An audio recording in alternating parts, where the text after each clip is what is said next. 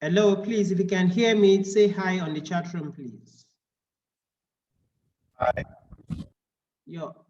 Okay, awesome, awesome. So we can simply continue. Hi. All right, on the chat room, please, on the chat room.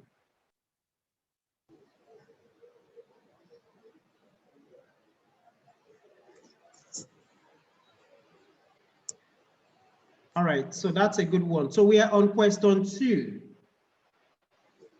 We are on question 2. We said excess of the carrying amount over the tax written down value of an asset give rise to dash. What is your response to that?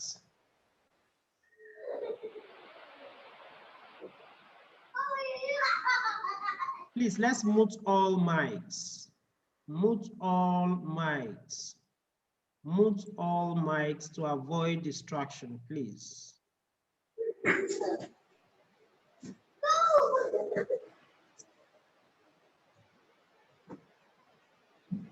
Any response? I'm not getting any response. I mean, I'm not getting response on the question.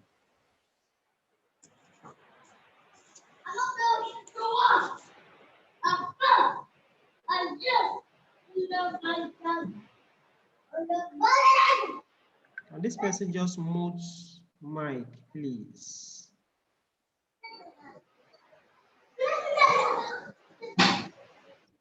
Michael, mute your mic, please.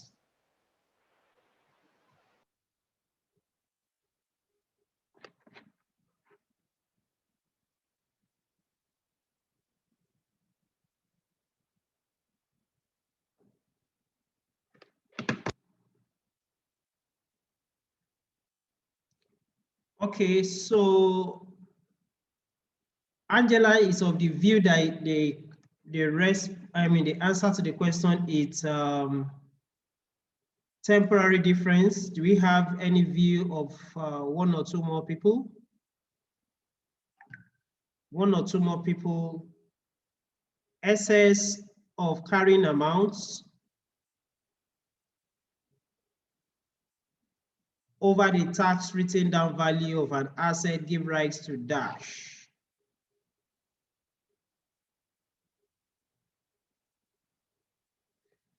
Okay, okay, good. Darlington is also of the view that it is temporary difference. Let's look at the next one. Appropriate answer to all of these questions will be dished out at the end of this section, or you might also get more insight about this before we conclude the class. So shortfall of carrying value or carrying amount over the tax written down value of a liability give rise to what? When the carrying amount of a liability is less than the tax base of a liability, what does that give rise to? What does that give rise to?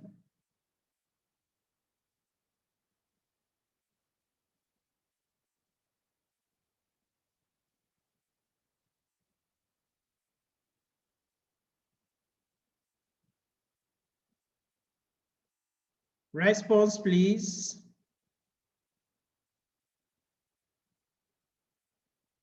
Okay, Taiwo is raising his hand. What's your question, Taiwo?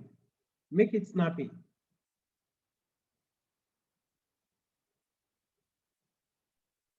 Good morning, sir. Good morning. Yes, sir. Thanks for the wonderful job, sir. Okay. Yeah, thank Hello, you. Can you hear me? I can hear you very well. Yes, sir. Sorry, I have difficulty in getting where I can chat. So that's what I want. Okay, so if you look, are you using a phone to ask, please? laptop?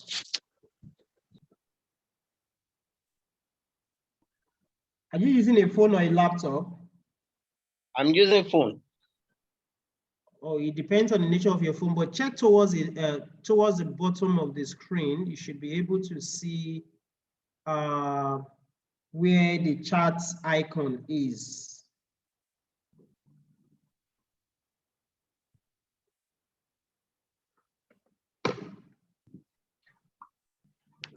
Please, so let's continue. Because Okay, I think I've seen it.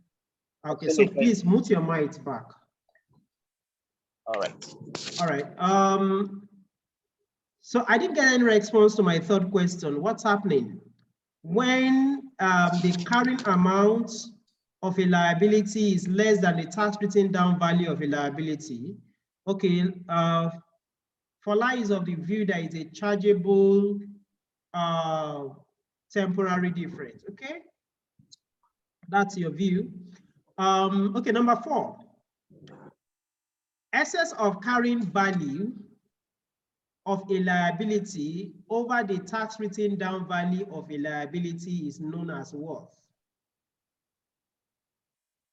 When the carrying value or carrying amount of a liability is now in excess of the tax written down value of a liability, will that give rise to it will give rise to what? Let me not let the cat out of the bag.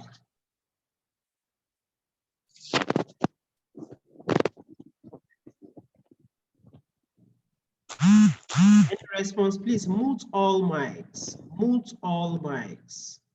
Mute all mics. Darlington, please mute your mic.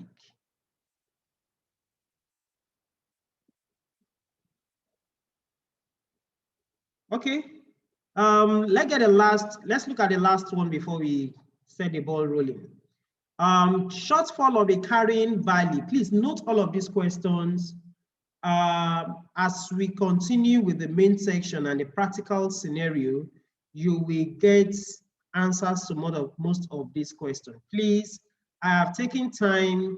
We are not just solving deferred tax computations under examination condition. I've taken a practical scenario without disclosing the name of the entity of the company. And you will see from initial recognition to subsequent recognition, how do you pass the entries in your financials and the like. So please be very attentive. We promise it's going to be very, very interesting. So shortfall of the carrying value over the tax written value of an asset give rise to what? The shortfall when the carrying amount of an asset is less than the tax written down value of an asset. Give rise to. Please mute all mics. Mute all mics. Please mute all mics.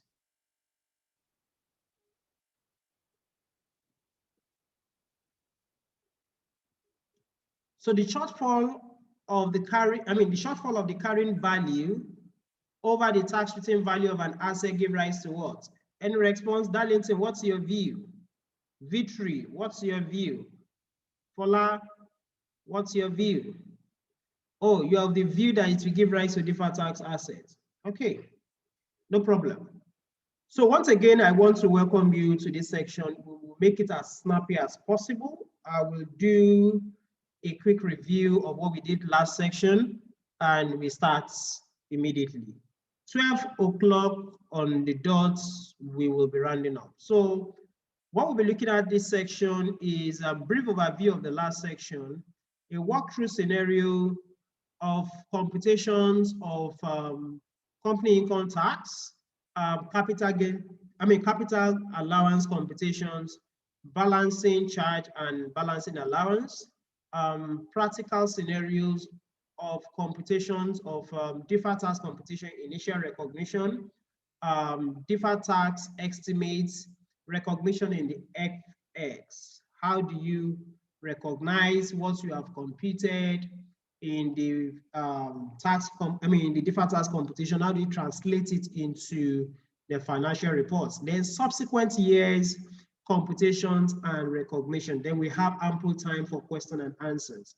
So please be attentive as possible. In our last section, I will try as much as possible to have an overview of the section by starting with why tax expense provisioning. And if you could remember, we emphasized then that because entities are operating in each country, and depending on what the nature of the those entity are, will inform what type of tax they are to pay, right?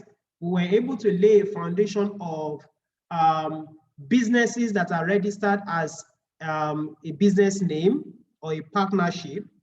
Those category of entities, they do not have income tax obligations, right? Because our law does not recognize them as a separate legal entity, though the concept of entity concept was assumed in financial reporting for them.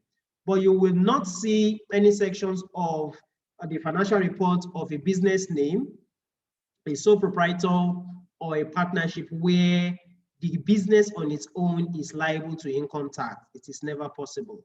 So then the twin of this is that those set of business that are incorporated, meaning that they actually have, both in intent and in law, the owners of the business are intentionally separated from the business. So, and how do you differentiate these categories of entities?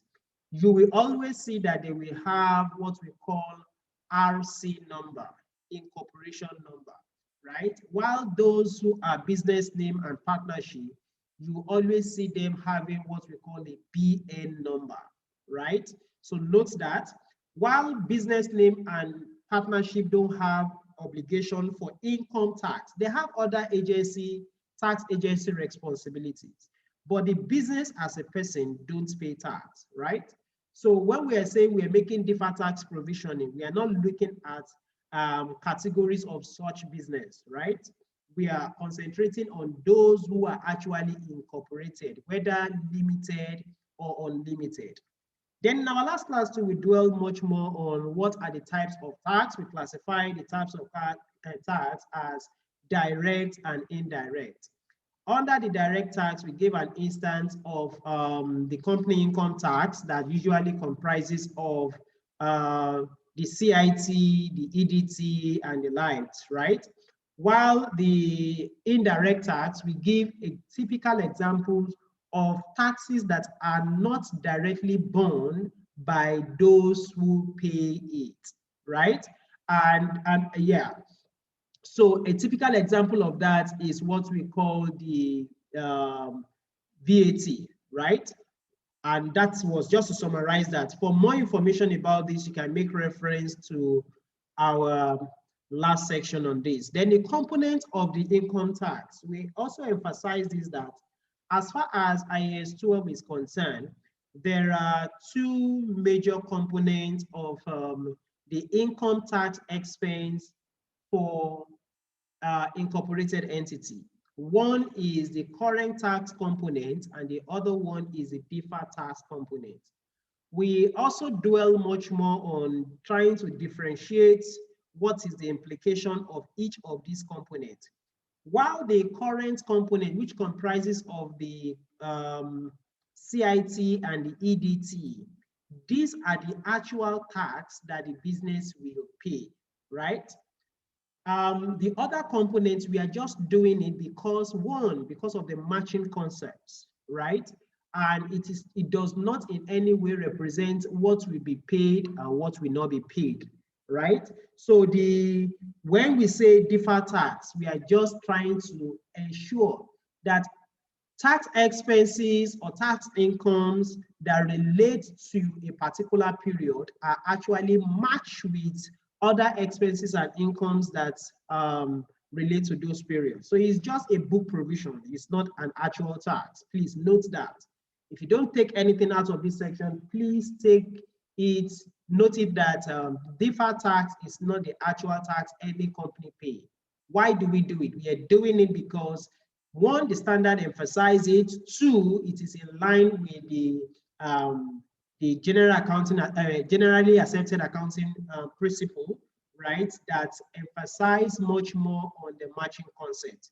In line with the matching concept, every income and expenses, whether tax or other business expenses that relate to a particular period, must intentionally be matched together to actually know the actual profit or loss for that period. That's why we do that. Then the accounting standard on income tax, of course, I've mentioned that before now we have SAS 12, and with effect from the adoption of IFRS, we are strictly adhering to IAS 12. Then the objective of the standard is just to ensure that, requisite steps in line with the provision of the standard are adopted in recognizing the appropriate amount that is due on a company's operation in a particular period with respect to tax, whether in line with the current provision or the deferred provision. So it talks much more about how do we calculate this tax provisioning, that is in terms of the measurement. How do we recognize this tax provisioning? That is, how do we incorporate it in the financial statement? What are the relevant, how do we present it, right? At what point do we recognize, that is the recognition criteria? What timing? Recognition has to do with at what time should you recognize a deferred tax estimate? Then the presentation is talking about how do you reflect it on the face of the account. Then the last one is a disclosure requirement. How do you, what relevant notes do you provide in the financial statements as appendix to the account that makes the users of the financial statement to actually understand what is the intention and those things that will have enhanced their good understanding of the financials and its performance or impact in making decisions. So that's on that. Then we talk about much more about how do we measure it, how do we recognize it. We'll be looking at that much more. Presentation, we'll be looking at that much more, and also the question and answers. So I've been able to clarify this, that we have the companies we are looking at in this for the purpose of this standard are strictly incorporated entity. Companies are expected to carry out their various business activity with the hope of making profit. If a company has no profit motive, all those NGOs, you don't do income tax provisioning for them, but those entities that are actually set out to make profit, when they so make the profit, a certain proportion of the profit must be given back to the society or the country as what? Tax.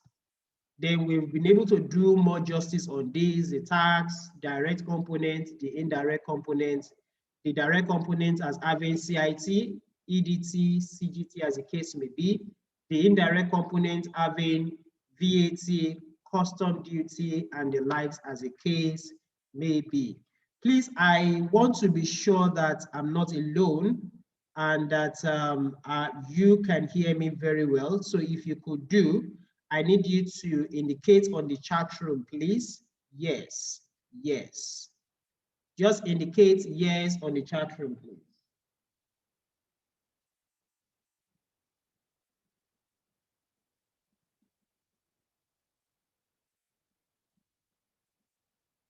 I'm not seeing any response yet.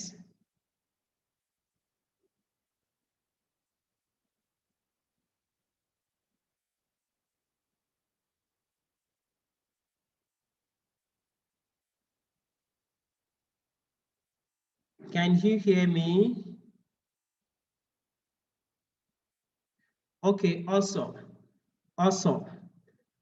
Okay, we are good to go. We are good to go. Thank you. Then we've also dwelled much more about this because of time. I would just encourage that for those who are not privileged to have the last section, try as much as possible. Just indicate on this chat room after this presentation. I will send the slide to you. So we've talked about how SAS come to play, IAS come to play, and other interpretations such as IFRIC 23 that talks much more about uncertainty over income tax treatment. We did an illustration, explanation about that. Yes, in the last session we had. IFRIC 7 that talks about applying the restatement approach under IAS 29 financial reporting in hyperinflationary economics.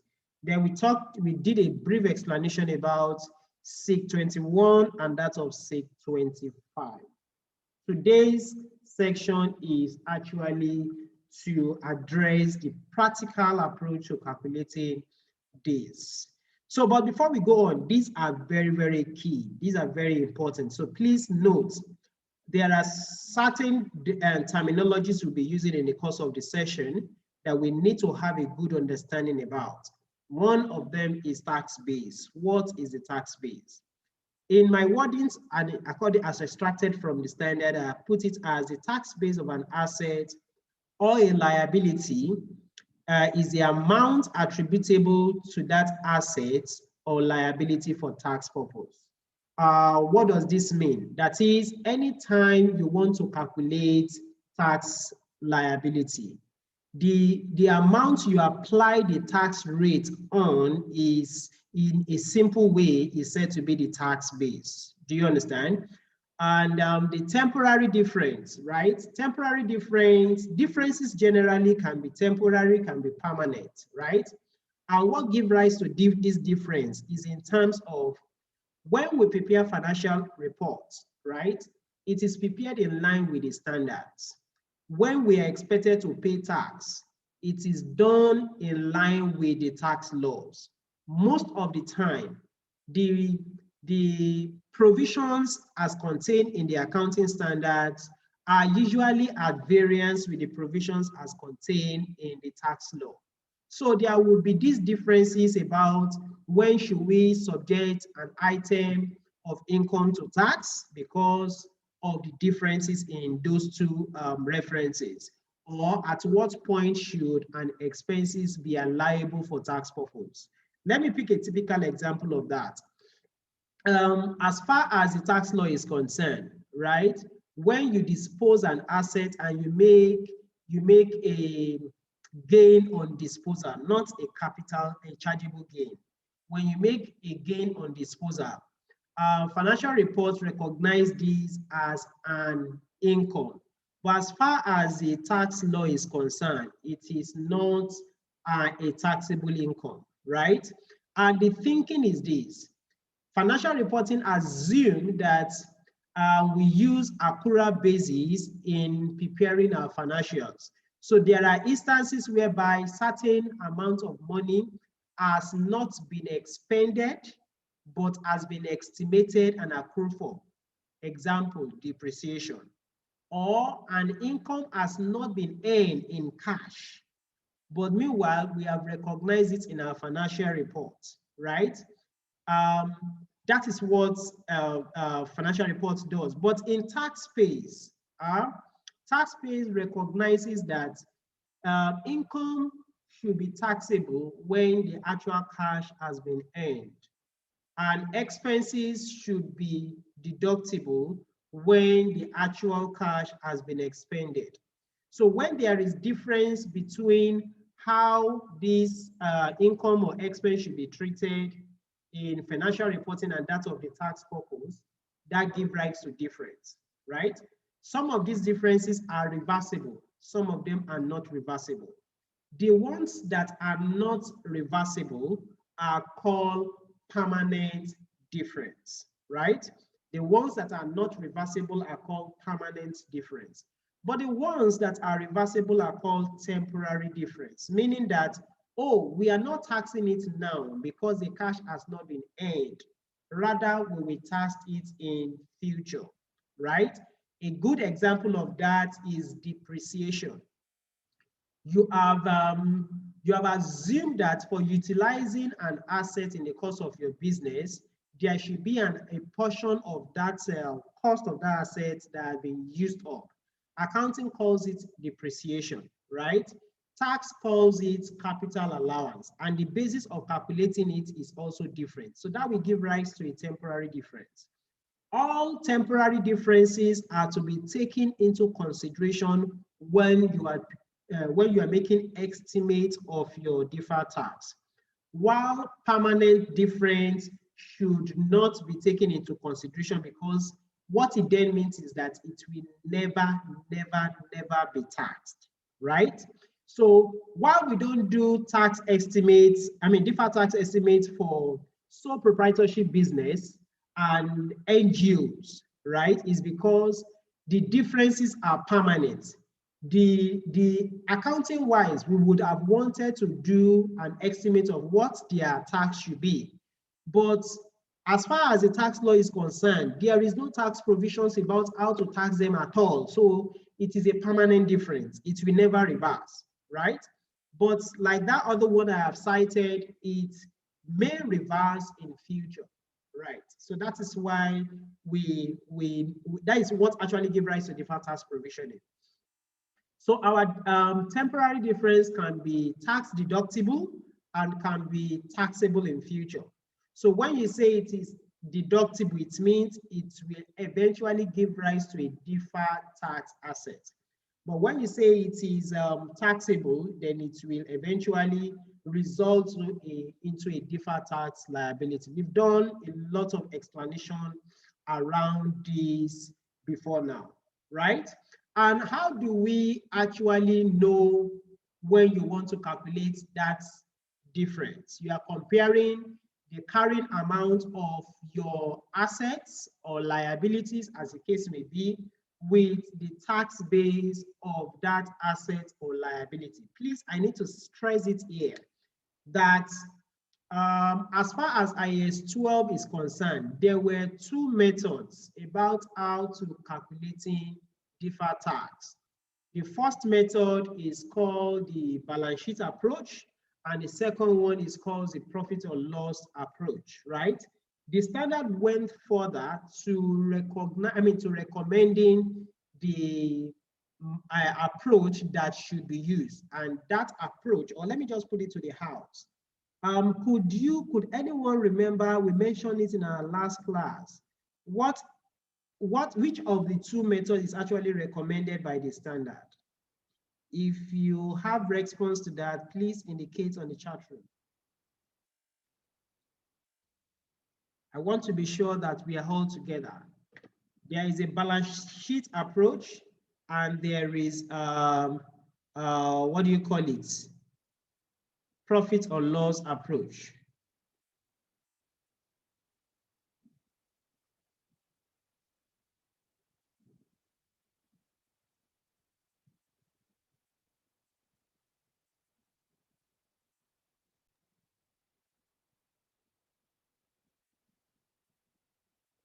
I've not seen any response yet.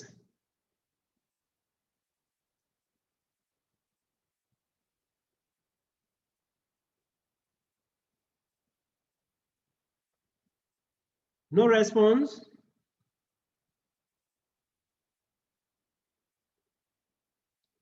Okay, Darlington is of the view that it is balance sheet approach. Okay, Tunde is of the view that it is balance sheet approach. That is very correct, very correct. Thank you, very correct.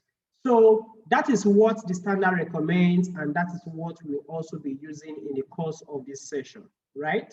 So what are we intending to calculating? We are intending to calculating a deferred tax that may be a deferred tax asset, or there may be a deferred tax liabilities. When we now say we are using the balance sheet approach, what then does it mean? It then means that we are concentrating on the various components of the balance sheets to verifying what is the accounting treatment to it and what is the tax implication on it, right? Some of them, like I said, will give rise to a permanent difference. Some of them will give rise to a temporary difference, right? So depending on what happened at the end of the day, you might have a deferred tax asset, you might have a deferred tax liability. What is a deferred tax liability? The deferred tax liability is the amount of income tax payable in future period in respect of a taxable temporary difference. Like I have said 8 times without number, when you hear of deferred tax, we are not actually paying it. We are just assuming that it will be adjustable as we go on, because we have either underpaid actual tax because of what the tax law provides, or we have overpaid actual tax because of what the tax law provides. When we have overpaid actual tax, then we will have deferred tax assets. So adjust for it. That is what we call the deferred tax resulting from the deductible temporary difference. But when we have underpaid actual tax, it will result to deferred tax liability arising from what we call taxable temporary difference. In getting these differences, we said we are comparing the carrying amount of an asset with the tax base of that asset. The carrying amount, I repeat that again, of an asset with the tax base of that asset. If the carrying amount of an asset is much more than the tax base of an asset, what you then have is deferred tax liability, right? So I repeat that again. If the carrying amount is much more than the tax base of an asset, then it will give rise to deferred tax liability, right? Because the temporary difference there will be a taxable temporary difference. But the reverse of this is we give rise to deductible temporary difference. You will see the practical approach to that now as we go on. But the reverse of how you recognize a deferred tax asset and liabilities is different, right? When you are looking at an asset in a balance sheet and you are comparing the accounting estimate with the tax estimate, if accounting is more than tax, it is deferred tax liability. If you are now looking at a liability, if accounting is more than tax, it will then be an asset, right? You will see that as we go on. So now, please, I need you to fasten your seatbelt and listen to this attentively. Pay maximum attention. We need to start the practical scenario now. If we are together, if you are with me, please, I need to be double sure. Just indicate I on the chat room.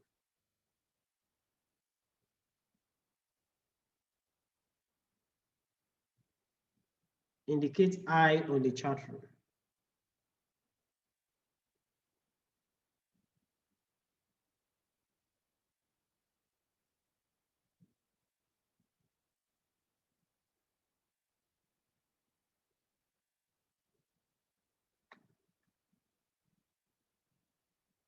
I've not gotten any response per se.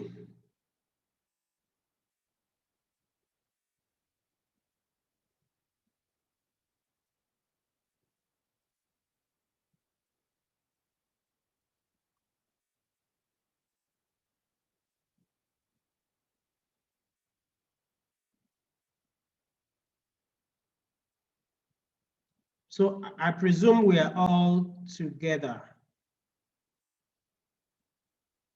Okay, okay, good. We are fine. We are fine. Thank you.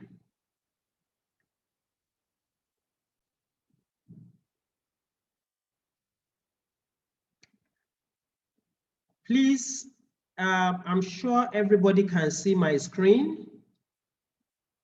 I have just projected an Excel sheet. I will take my time to explain each of these each year, right? Please just listen to me. I promise it's going to be very, very, very interesting. Okay, so I have an undisclosed entity. This is a practical scenario. This company actually commenced business operation on the 1st of January 2004. And you know that if you had wanted to do your CIT computation, you have to start with the profit or loss before tax. So in line with the commencement rule, we have taken the profit of 1st of January 2004 to 31st of December 2004, right? And we have the profit for that period to be 8.1, and the only add back from that particular year is 7.5. If you add the two together, you have 15.6. You have 15.6. Please, I want to be double sure we are together. This is very, very sensitive. Please, should you have any question, just raise your hand, right? I'll take that again. We have an XYZ company, which I have tagged undisclosed entity, right? The company commenced business on 1st of January 2004, and they have prepared a 12-month account. From the financial statement that have been prepared, we have extracted the profit before tax there, right, to be 8.1. And we have also, the only non-allowable expense there is 7.5. If you add these two together, you will have 15.4. Remember that when you are computing the income tax for a company that just commenced operation, before 2019, when amendment was made to section 29 of the company income tax, right? We used to have what we call the commencement rule. The commencement rule says that the first year of taxation will be subject to tax using the profits period or the financial information for the period from the date the business commenced to 31st of December of that same year.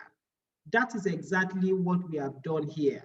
We have picked the profit of that year, and we have picked the only disallowable expense of that year, and we have summed it together to having what we call the adjusted profits, right?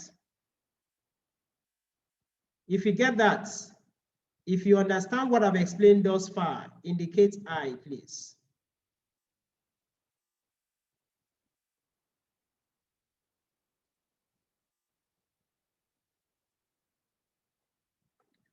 Okay, good. So we can go on. Now, from that adjusted profits we have ascertained, the next thing for us to do is the commencement rule, if you remember, then provides that the first year will be subjected to tax using the profits from the period, the date the business commenced to 31st of December of that year. Coincidentally, this profit is a profit of 1 year. It's a profit of 1 year. So we are picking that same profit, right?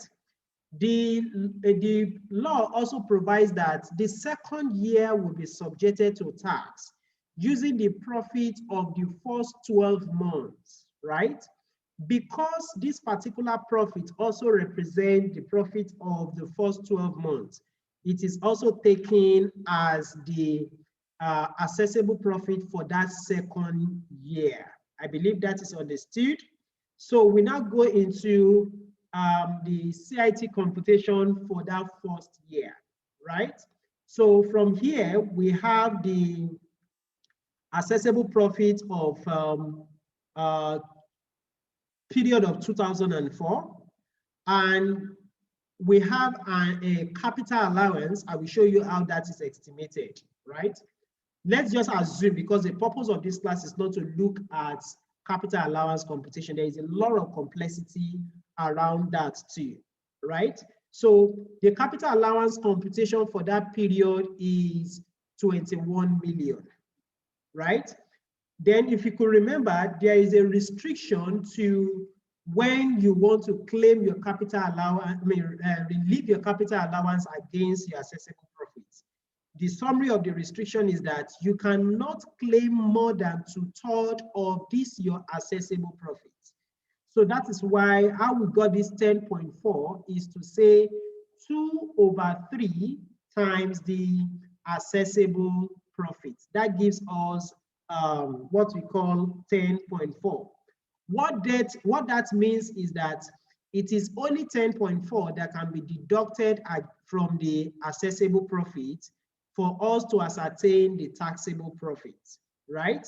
While the difference between the 21 million, which was the original capital allowance for that period, and the relieved, that capital allowance that is allowed to be relieved for that very period, the difference between them is 10.6. This is the capital allowance that will be carried forward for relief in subsequent period. Are we together?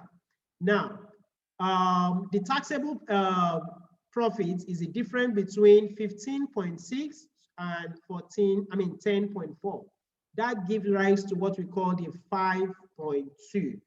30% of that, in line with Section 40 of the Company Income Tax Act, says that companies are expected to pay income tax at the rate of 30% of the total profit. So 30% of 5.2 gave rise to 1.5, right? Then education tax is usually assessable at 2% of the assessable profit. Our earlier assessable profit is 15.6.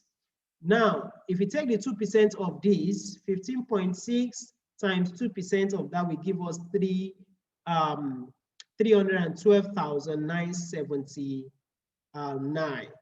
Then the total profit for that, the total tax for that period then is 1.8. These two figures we have here is what we call the current tax part of the two classifications of income tax.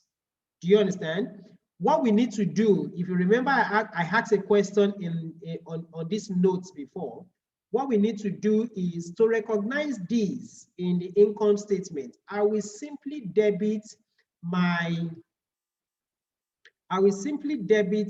profit or loss. Profit and loss account with the total, right? Then I will credit my tax payable. If I want to, I can indicate CIT with what sum? 1.5.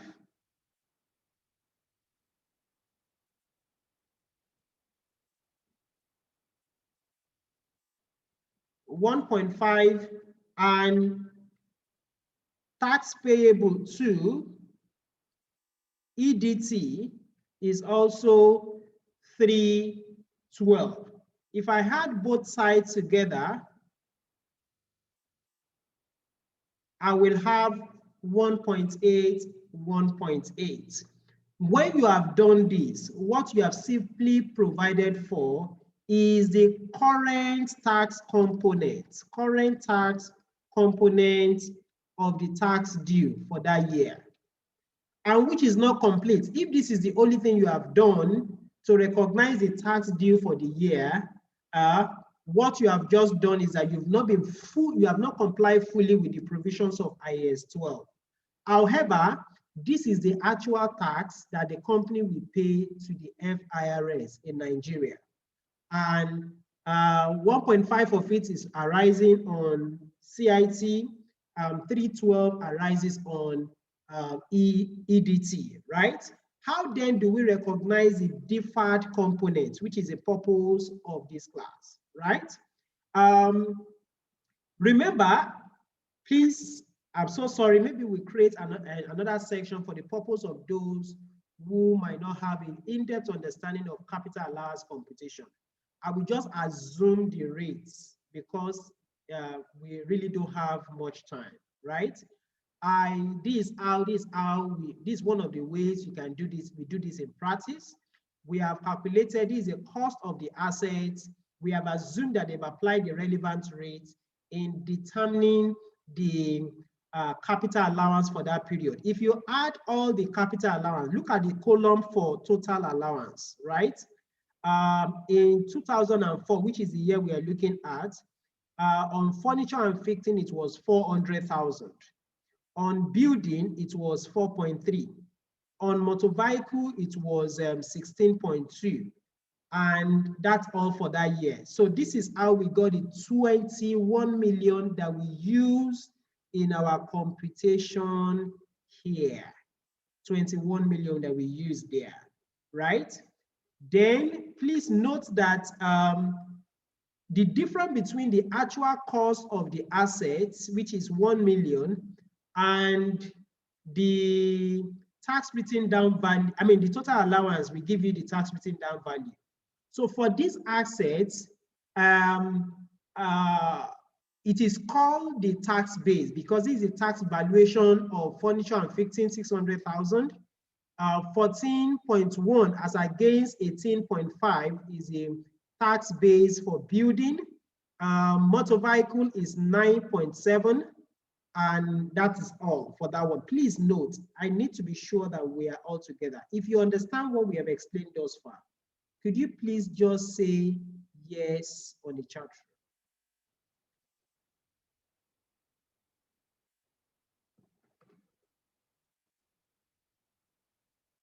I need response on the chat room. If you understood what we have explained thus far, just say yes on the chat room.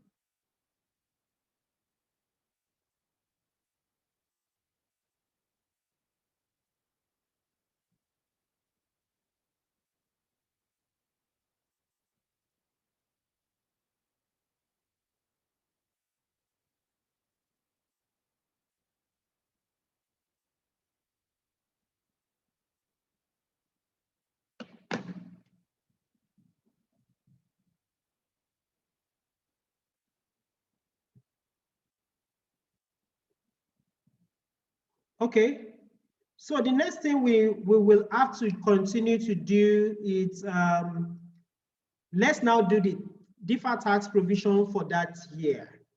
Deferred tax provision for that year. Okay, good. Deferred tax provision for that year, please listen attentively. It is very simple. I'm sure that after today, you will not have to be bothered about, you will not lose any fear about deferred tax estimate.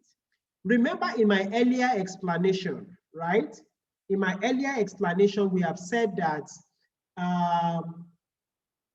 there can be differences because accounting values this estimate as different from how the tax values it, right? Because of the differences in these valuations, right, that will always give rise to temporary difference. If accounting give an estimate and that estimate is not taxable at all in tax, right? That will give rise to what we call permanent difference. The difference, there is a difference between our accounting valuation and tax valuations, and it will never reverse, right? That is permanent difference. That does not give rise to deferred tax. The ones that give rise to deferred tax is the differences we have as of today that could reverse in future. And a typical example of that is depreciation. So we said we are using the balance sheet approach. I assume that you and I will go into the balance sheet section of the financial statements of that company, right? One of the first segments or items you will see there is a non-current asset, right? So from there, you will see that value as a note. I mean, yes, you will see it as a compressed figure, but it will have reference to where the details are, which we always call the PPE schedule, fixed asset schedule. So I have assumed, because of time and because of the nature of this class, I have assumed that I've gone to the notes, the fixed asset schedule of that of that company, and I look at building. I have picked 18.5 as the net book value. Motor vehicle, I have picked the net book value of 26.0, right? And furniture and fittings, I have picked 1 million. In that first year, those were the only three assets that we have. Are you with me? Those were the only three assets that we have. So again, we are using balance sheet approach. So what you need to do, you want to compare what is the tax implication of every component of the balance sheet. All the components of the balance sheet are classified into three. You have the assets, you have the liability, then you have the equity. We will look at them each one after the other. So I've gone to the PPE. I saw the compressed figure there, but I went back to the notes to pick what the figures were, each by each. So on the building, it is 18.5, the carrying value. Motor vehicle is 26.0 and the furniture is 1 million. I did the summation of all that to be 45 million. That is the total you have here. Don't forget we are concentrating on 2004, right? So the next one is we are to compare the the accounting base with the tax base.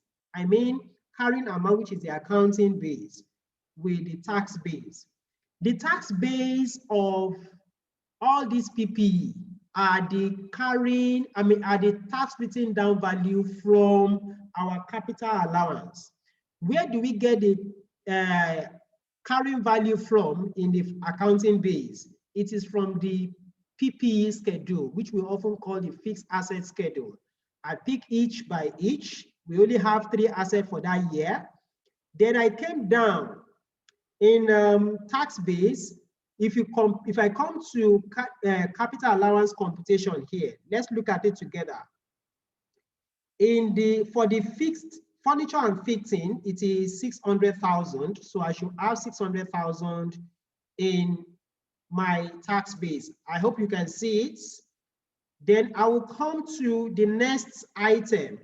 Building, I have 14.1. I will go in here. You can see the 14.1. I hope you can see it. Then I will come to that same capital allowance for that year. Motor vehicle, we have 9.7. I will go back there. I got the 9.7. So these are the 3 elements of the tax base that I have. That is the first segment. The second thing is that if I come to my CIT computation, the whole of the capital allowance for that period was 21 million, and only 10.4 has been relieved or utilized. I have 10.6 that have not been utilized, right? That 10.6 is also tax estimate because it will affect our tax provisions in future. So I picked that figure too, right? 10.6. So it then means that for accounting base, the only valuations that accounting gave to PPE are the carrying value in the PPE schedule, which are picked the 3. But for that same assets, under the tax base, tax gave 2 estimates, make 2 references. One is the tax written down value for each of the assets and the portion of it that have not been utilized, 10.6. It will affect our tax provision. So I will have the total of the tax estimates, right? The total gave me 13.35. The total of the accounting estimate gave me 45. If you compare the 45, which takes me back to our earlier formula for calculating temporary difference. The carrying amounts of an asset compare with the tax base of an asset. The carrying amount of an asset is 45.5. The carrying, the tax base of an asset is 35.1. If I deduct the 35.1 from the 45.5, I will be having 10.4. Please, I don't know what is happening here, but I'm not seeing the response. Please, can you confirm again if you understood what I've explained thus far?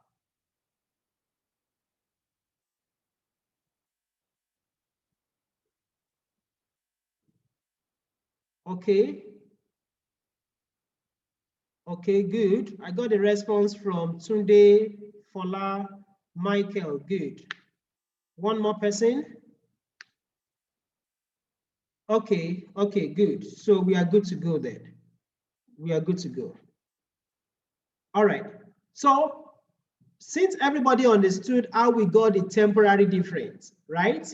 Now, I said it earlier, just to affirm that if we can also make reference to what we have done, I mean, the explanation we have made before, right? Can you tell me this difference now, is it a deductible difference or a taxable difference?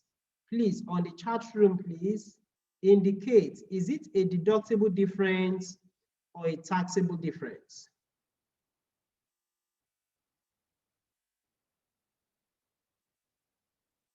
Is this a deductible difference or a taxable difference?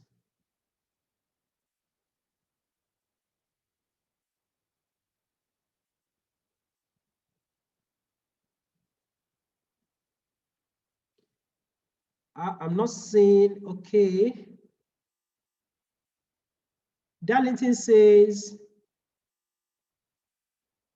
oh, grace is lost. Wahoo.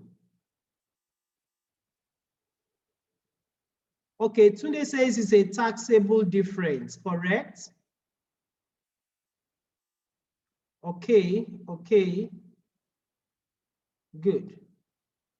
I will give 1 minute opportunity to Grace. Grace, can you unmute your mic and just tell us exactly where you are confused? Please do that snappy, we really don't have much time. Grace, unmute your mic and tell us where you are confused so that we can nip it at the right place. Nip the board at the right place. Grace, are you there?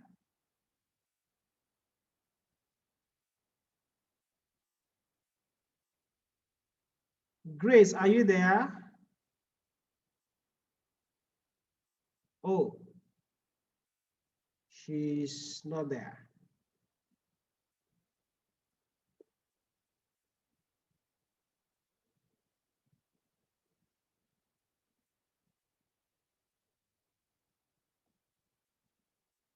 Okay, Olariwaju, Folariwaju, can you confirm where you want us to quickly retreat so that we can address that once and for all? You can unmute your mic.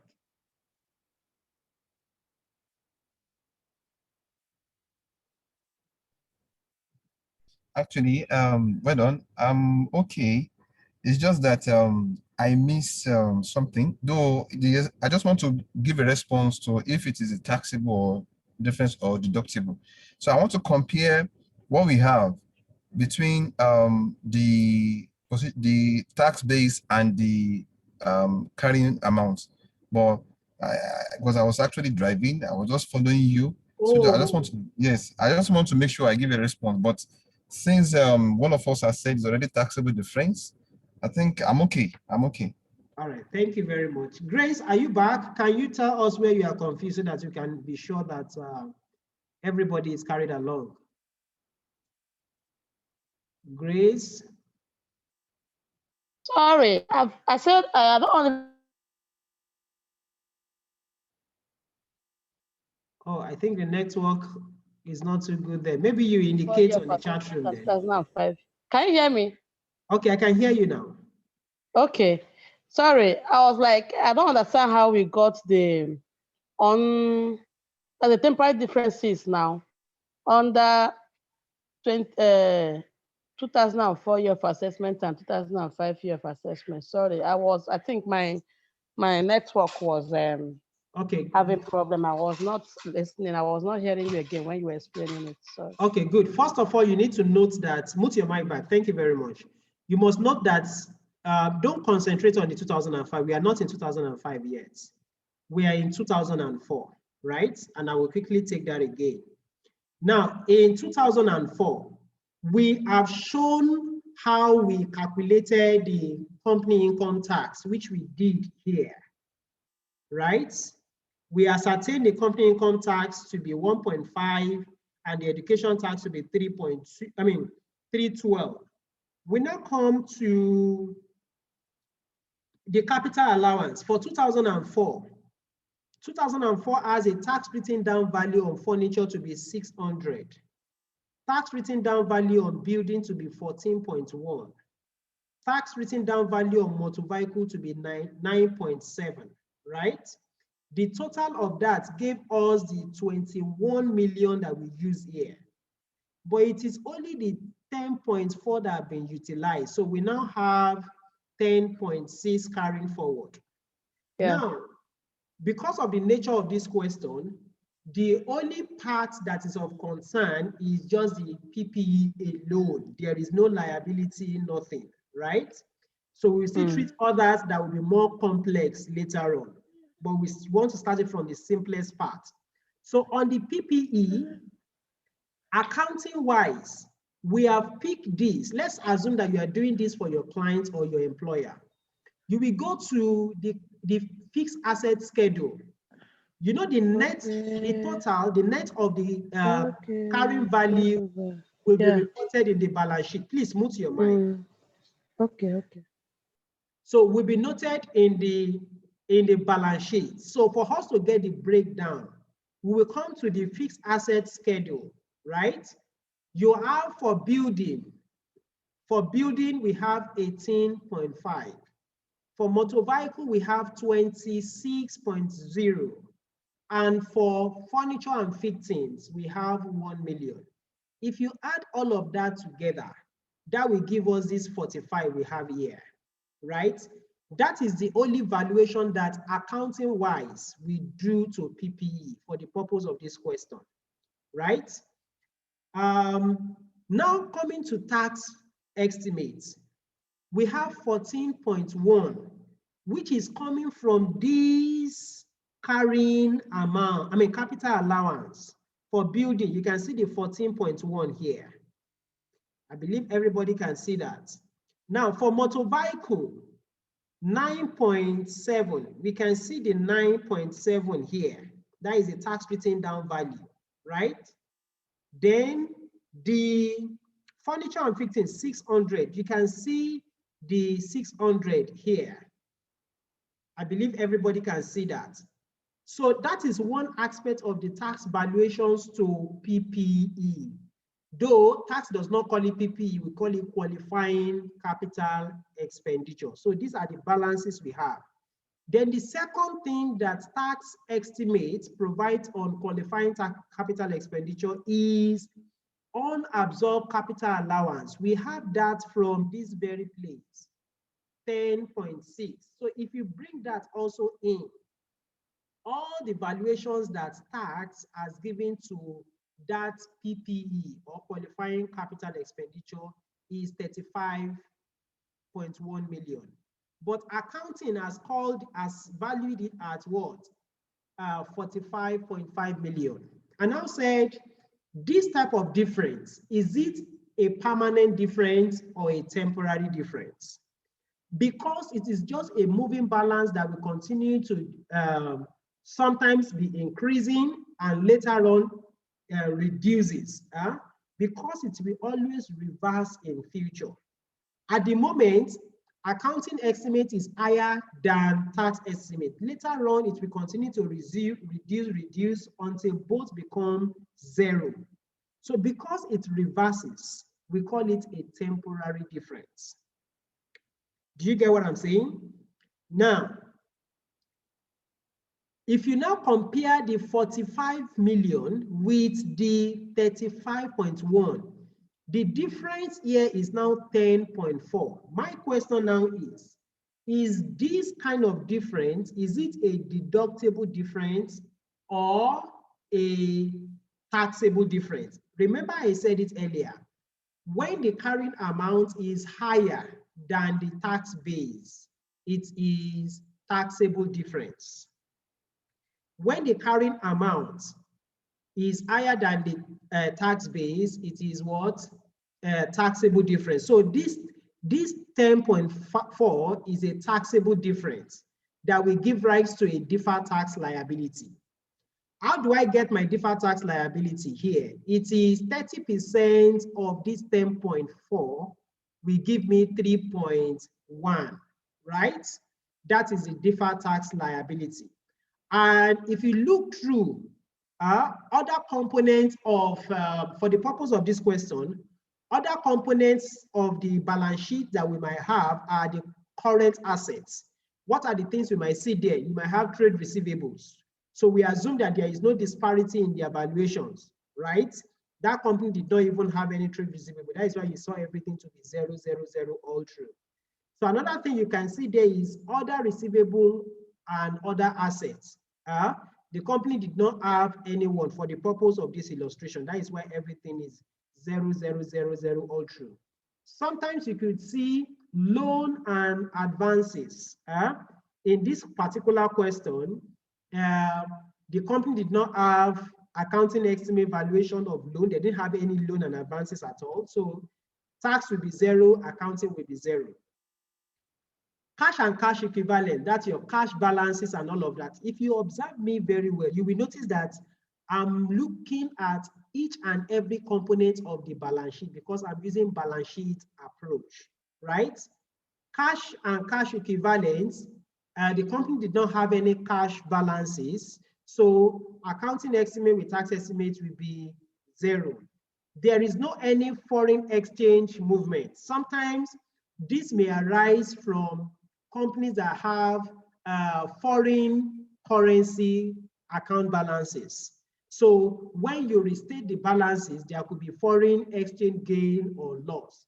In these instances, there is no cash balances at all. Neither do we have any foreign dominated balances. So it is 0, 0 for accounting and tax. Now, we will also look at in the tax estimate, whether we have a tax loss. If you go back to our computation of company income tax, we don't have unrelieved loss, right? So coming back here, our tax loss is for accounting is 0, for tax is 0. So that is also that. So in a nutshell, at the end of the year,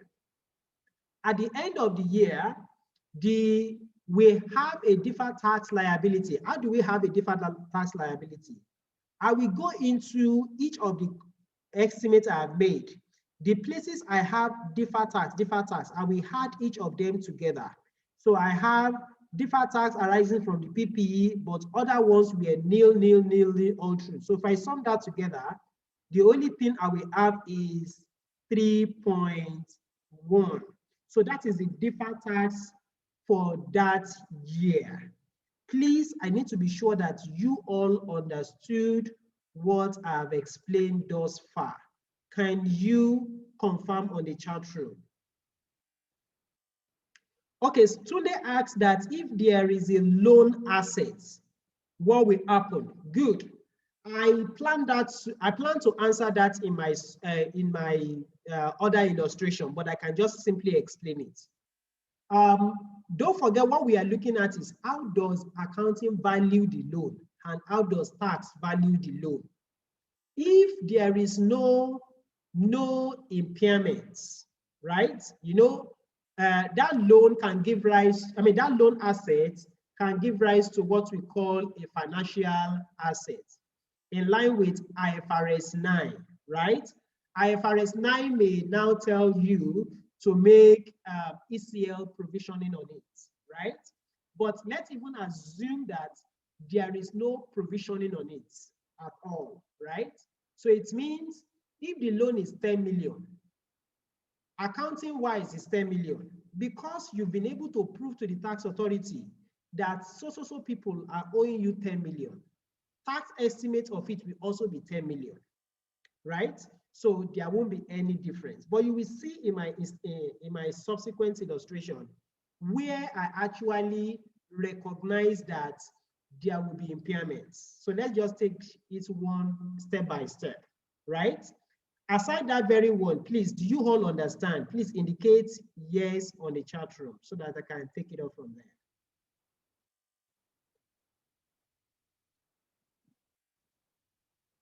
Do you all understand? I'm not getting any response from anyone. Okay, good. Okay, so the next thing we have to do now is, let's now, how do we now report this? Remember, our our deferred tax liability for that year is 3.1. In my earlier estimates, when I determined the current components, we have debited the P&L with, what do you call it? 1.8, but it is coming from tax payable 1.5 and education tax 312. Are you there? Now, how do we then recognize the deferred components? The deferred components, deferred tax liability. We have deferred tax liability in this instance. So what do we debit and what do we credit? Because it's a deferred tax liability, and anything deferred tax is a non-current liability component. So I will say under the non-current liability of my financials, of my balance sheet for that year, I will say deferred tax liability, right? I'm crediting that with the 3.1 that we estimated. Then I will also now recognize my profits or a loss, whichever one you want to call it. It's still that same 3.2. You will say being provision for deferred tax liability for that year, right? So what then will be the total amount that will appear in my balance, in my profit or loss for that year? Assuming I have my profit before tax, right? To be anything. From our earlier question, we have gotten our profit before tax to be what? If you remember, it was 8.1, right? My tax expense for that year, I will say current tax, as we have earlier calculated, it is 1.8. Then deferred tax liability, right? In that year, we have ascertained it to be what? To be 3.2. So my profit after tax for that period will be the difference between the two. So if you have done this, then you are fully complied with the provision of IAS 12 with regards to tax provisioning, income tax provisioning. But like I said, the only amount that the company will pay to the government is 1.8, but this one is just the what do you call it, deferred tax of 3.2. But the total tax expense that will be recognized in that year is total tax expense in that year. Let's even do it this way so that it will be very clear.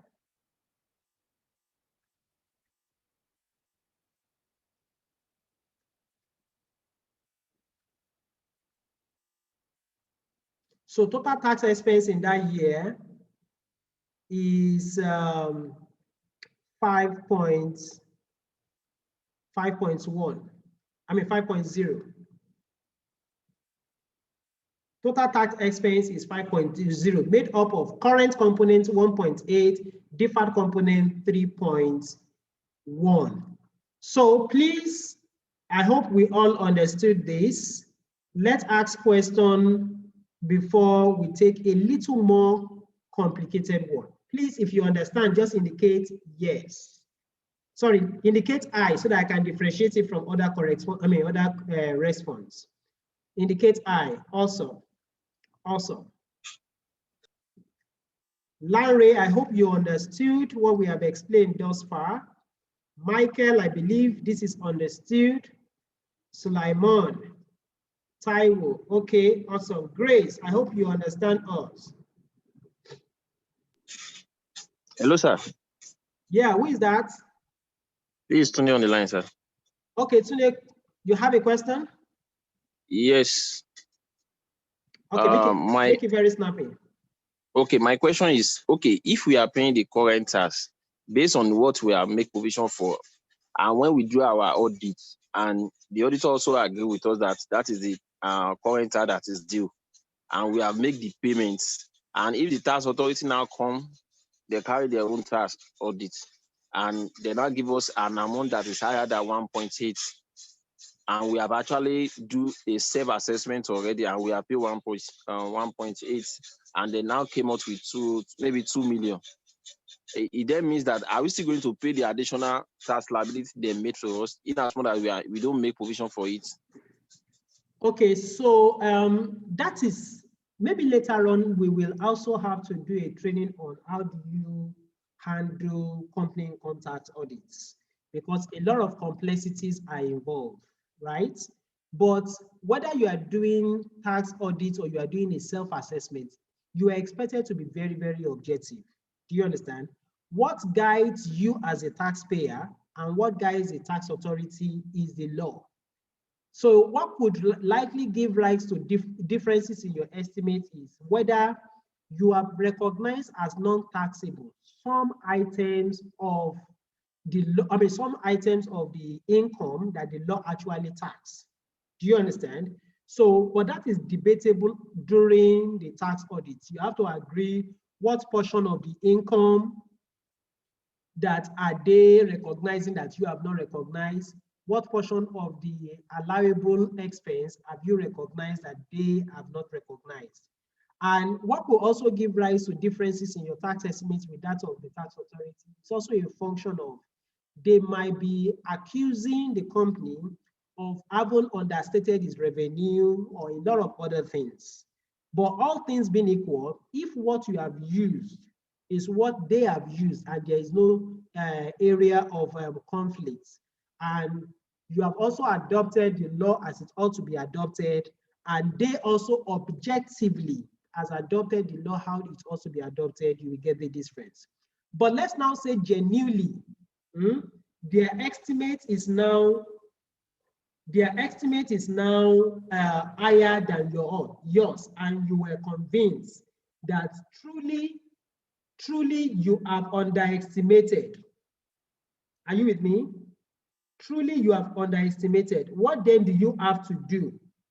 So what you have to do is then to, in your subsequent reporting period, right? You will then adjust for under recognition of tax. You know, in our financial reporting, you have under recognition if you have underestimated your tax provision in the prior year, or overestimation. You could also have overestimated. Do you get what I'm trying to say? We will anytime soon look at conducting a training about how to actually conduct company income tax audits. But that is what could actually give rise to the difference. All things being equal, both of you should be on the same page. I hope that that answers your question. Yes, perfect. Thank you. All right. So in the absence of any other question, I will want to quickly look at the next year. This is how you are to do it in the first year. Then in the next year, we still assume this same company. You remember that in our first estimation here, we have calculated based on this profit in line with what the tax law says. We have computed the company income tax for 2004 year of assessment, and we have done that of 2005 year of assessment. In the 2004 year of assessment, are you there? In the 2004 year of assessment, company income tax is 1.5. Education tax is 312. The total is 1.8. In the second year, they still have that same profit capital allowance that have not been utilized in this first year was carried forward year. The tax estimate or provision for the second year has been taken into consideration, which came from this our capital allowance computation. You will see that you have 150 for the first year, I mean in 2005, 1.5 on building, 3.2 on motor vehicle. If you come down, we have 4.9, right? So addition of the two will give you 15.5. We still have to do that same restriction, 2/3 of the assessable profit. So 2/3 of the assessable profit has given us 12.9. Now, if you bring the 12.9, you have capital allowance carry forward of 2.6. So the difference between 12.9 and the 15 gives you your taxable profits to be 2.7. So in this instance, we have gotten our income tax, which is 30% of the 2.7 to be 820, and your education tax remain 312. Your total tax liability, current tax liability for that year, if I had to maintain the same approach, I will say my profits and loss is 1.1, tax payable for CIT is 820, for EDT is 312. If we add this together, we have 1.1. That is the, what do you call it? Current component of these tax provisions, right? Current component of this tax provision. Please, I don't just want to rush over this. I want to be sure that everybody is with me. In determining the current portion of this tax provision, please, do you all understand? If you understand, say YAP, YAP, YAP, YAP, YAP, YAP. Do I get your response? Okay, good. Grace, Fola, okay, good. Who else is there? Taiwo, good. Tunde, I hope you understand. Sharifuddin, I hope that is understood. Okay, awesome, awesome. So we can, because of time, let's quickly go over the deferred tax provisions. So we are coming to 2005 now. In the 2005 provisions, right? In the 2005 YOA provisions, as usual, from our accounting estimate, we assume that we have picked this from the PPE schedule, right? Building is 17.6, motor vehicle is 19.5, furniture is 900. The addition of that is 38.0. Then we have tax base from the capital allowance that we have computed here. Let's look at them one after the other.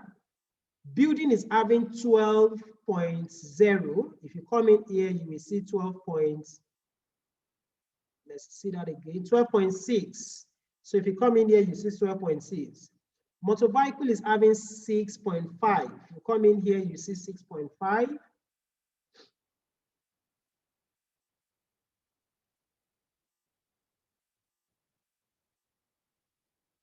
Are we there?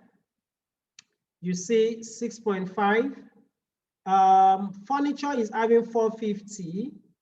If you come in here, you have the 450, right? We are just making assumption of all of these variables, but this is the trick for you to get in there.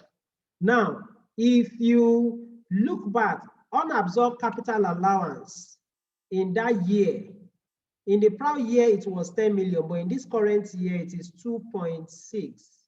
So if you come in here, we recognize unabsorbed capital allowance to be that. The total of the tax base gives us 22.2, while the total of the accounting base gives 38.8. Can somebody tell me what type of temporary difference is this on our chart room, please?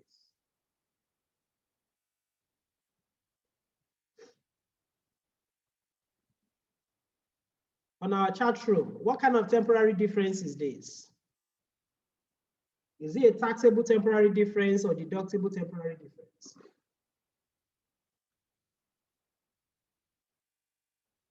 Taxable temporary difference or deductible? Hello, are you there? Okay, the figure is 15.8. Accounting base is 38 million. Tax base is 22 million. Accounting is higher than tax. What kind of temporary difference is that? Taxable, awesome. Taxable, awesome. Very good, very good. So we'll apply our 30% on it too, because the tax rate as at this particular tax year is 30%. 30% of 15.8 will give us 4.7. Now, just for reconciliation purpose, if I do 4.7 minus the prior year old, the difference is 1.6. This is what just for reconciliation purpose. I will tell you why I'm doing that.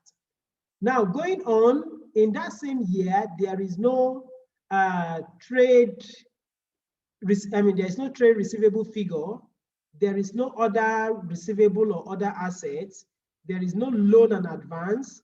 There is no cash and cash equivalent. There is no foreign exchange. There is no tax loss and the likes. So please listen to this very well. This is a trick. My deferred tax liability in this year is also 4.7. But in the prior year, it was 3.1. Please note that this balance is a moving balance, right? We want to get the trick of how to recognize what value do we have to recognize in the income statement and what value do we have to recognize in the balance sheet. So this 4.7 is the deferred tax liability as at the end of that tax year, right? So what that then means is that if in the prior year it was 3.1 and in this current year it is 4.7, what you will only recognize is the difference in your P&L, right? So I will do that now. You will see how the balance will be reflected. So the balance as at the end of the year is 4.7. If I bring in the brought forward from the last year, I will take the difference between the two to recognizing my what do you call it? P&L provision, which is the deferred tax. That is the increment there. I have done a control. This 1.7 is just a control. If what I have here is different from what I have here, then my provisioning, my estimation will be wrong. Look at it. Assuming that in this income statement, that's my control section, I put 2 million there. You will see where my control is. You can see my check, because I have programmed this, my check tells me is false. False, meaning that I have done a mistake in my calculations, right? This is just a control we use to be sure that what we are doing is actually correct or not. So if I return it back to that 1.6 and come back here, it estimates it as nil, meaning that I am correct. Now, let's now go into passing the accounting entries. The accounting entries for deferred tax now, will be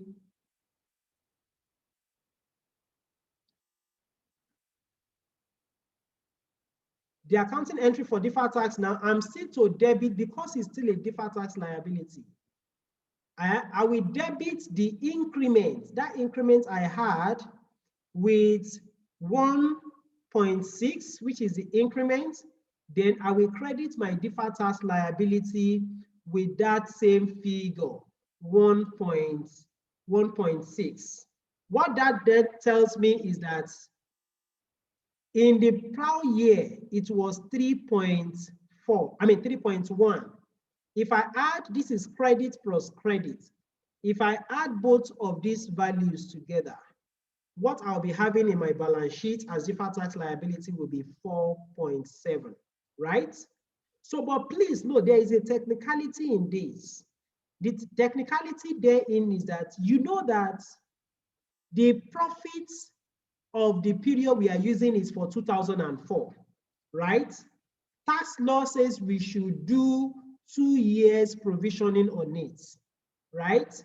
So for every company that have a similar accounting date and similar scenario, on this profit of 8.1, tax authority will collect tax twice from them. So in final figure, consolidated figure, our profit for that year is still 8.1, but that company will have paid 1.8 in as 2004 YOA and 1.6 as 2008 YOA, while our deferred tax provision will be 3.1 in the first year and 1.6 in the second year. All of this will appear in that year one's accounts because of the tax law, right? And eventually, which is what every taxpayer has been complaining on, why should I make one profit and I'm paying tax on it twice? So you will then see that the profit after tax in that year will then be negative. While in my balance sheets, I'll be having deferred tax liability as a non-current liability component to be 4.7. I hope this is well understood. Please ask question or indicate on the chat room, yeah, if you understand. Well done, sir. All right.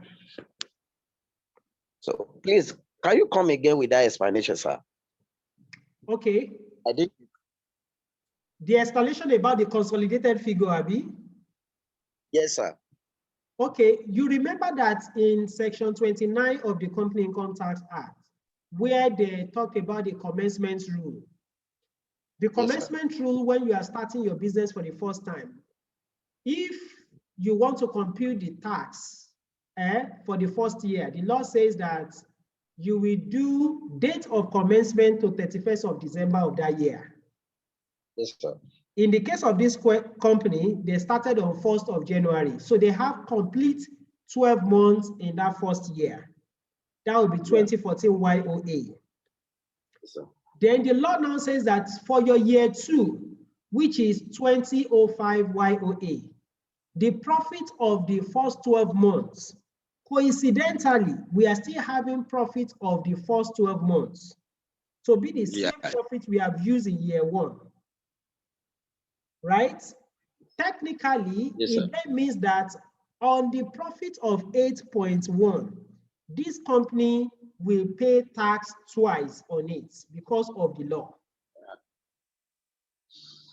Is that understood? But this has reversed with effect from 2019 by the Finance Act, right? It has reversed from 2019. So it will be slightly different if I want to do this same thing in line with Finance Act of 2019, right? But because the period we are looking at is period when the old law was still effective, this will be the view. So the company will pay tax twice. We have indicated in the first year, 2014 YOA, they are paid 1.8. In the second year, 1.6. The total tax that we pay on the profit of 8.1 is 3.4. The tax in that first year is 3.1. In the second year is 4.7. Please note, these are just estimates because we assume all these figures, right? But if you follow the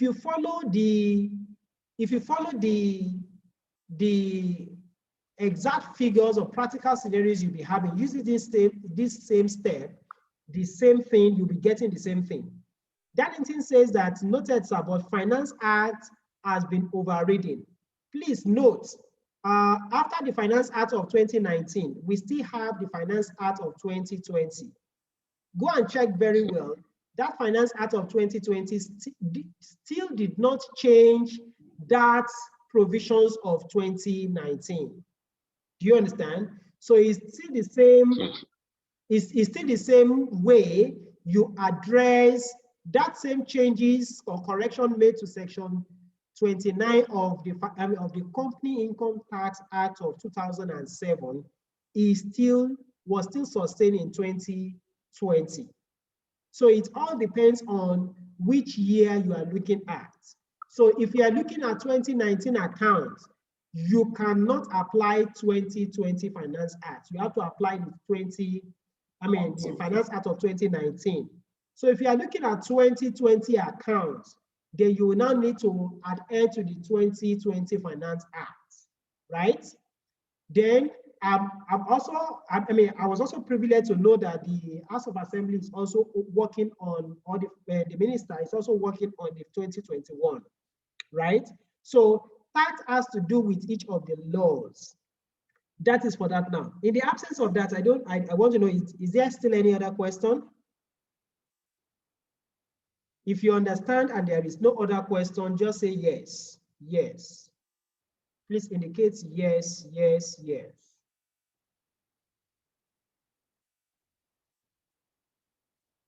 Awesome. Sulaiman, do you understand?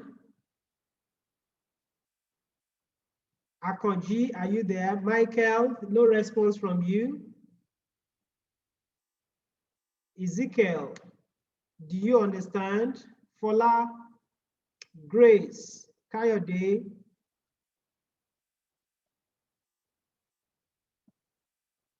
Okay, so on the lab notes, since everybody understood, we now have one constraint.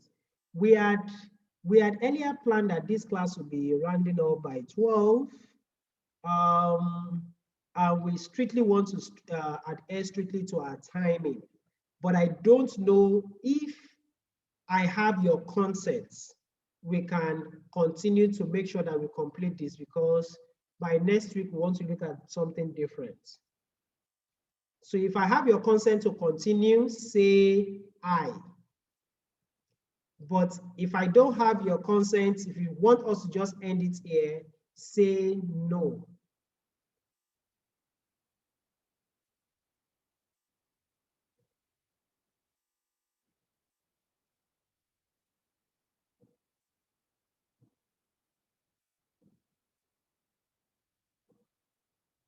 Okay, so we can continue then.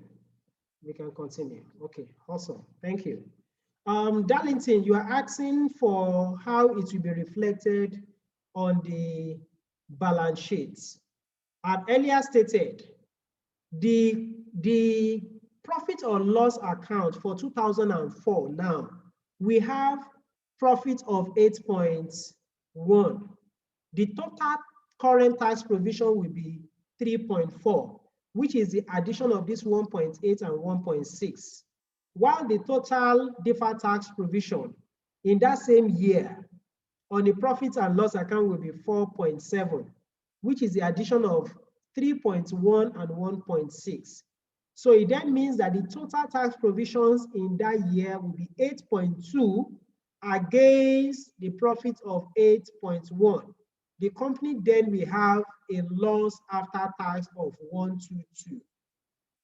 But the actual tax they are only paying is 3.4. Is 3.4, while the deferred tax they will be carrying in their balance sheets is 4.7.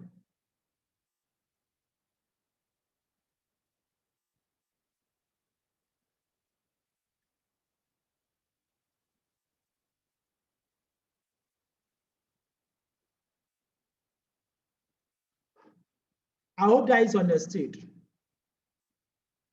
Please confirm if that is understood so that we can use the next 30 to 45 minutes to just round it up. Okay, thank you so much. Thank you so much. So we have done for 2004 YOA. We have done for the 2004-2005 deferred tax provision. Let's now look at 2005 accounts. 2005 accounts, which is the 2006 YOA. How then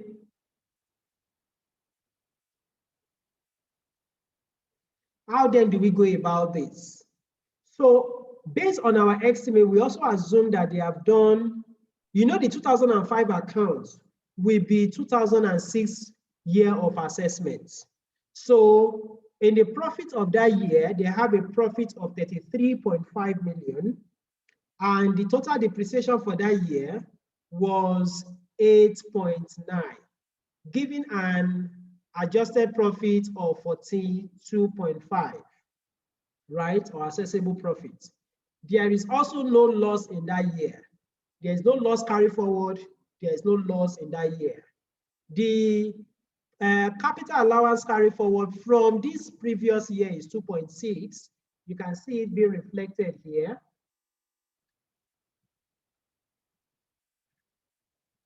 Are you there? Then the current provision for capital allowance is 15.4. That came from this particular place, 15.4, right? You have it here. So we come in here, we recognize the 15.4, we add this together to get the 18.8. Like I said, all these figures are just assumed figures, right? And it's just an extract from the reality. When we are looking at it practically, it will definitely, the procedure will not be different, but you will then be using more realistic figures. So if you look at, remember the restriction we earlier gave, we have to always test our capital allowance for the restriction, not more than 2/3 of the assessable profit. Assessable profit is 42.5, so 2/3 of that multiplied by 2 divided by 3 will give us 28. So what that then means is that since 28 is more than the total capital allowance we have, we can relieve all the capital allowance. That is what it means. I'll take that again. 2/3 of 42.5 is 28, but the capital allowance we have is 18.1. What then means is that we can relieve all the capital allowance. So we have relieved that here, and there is no capital allowance carry forward. The difference between the 42.5 and the 18.1 gives a taxable profit of 24.3. 24.3.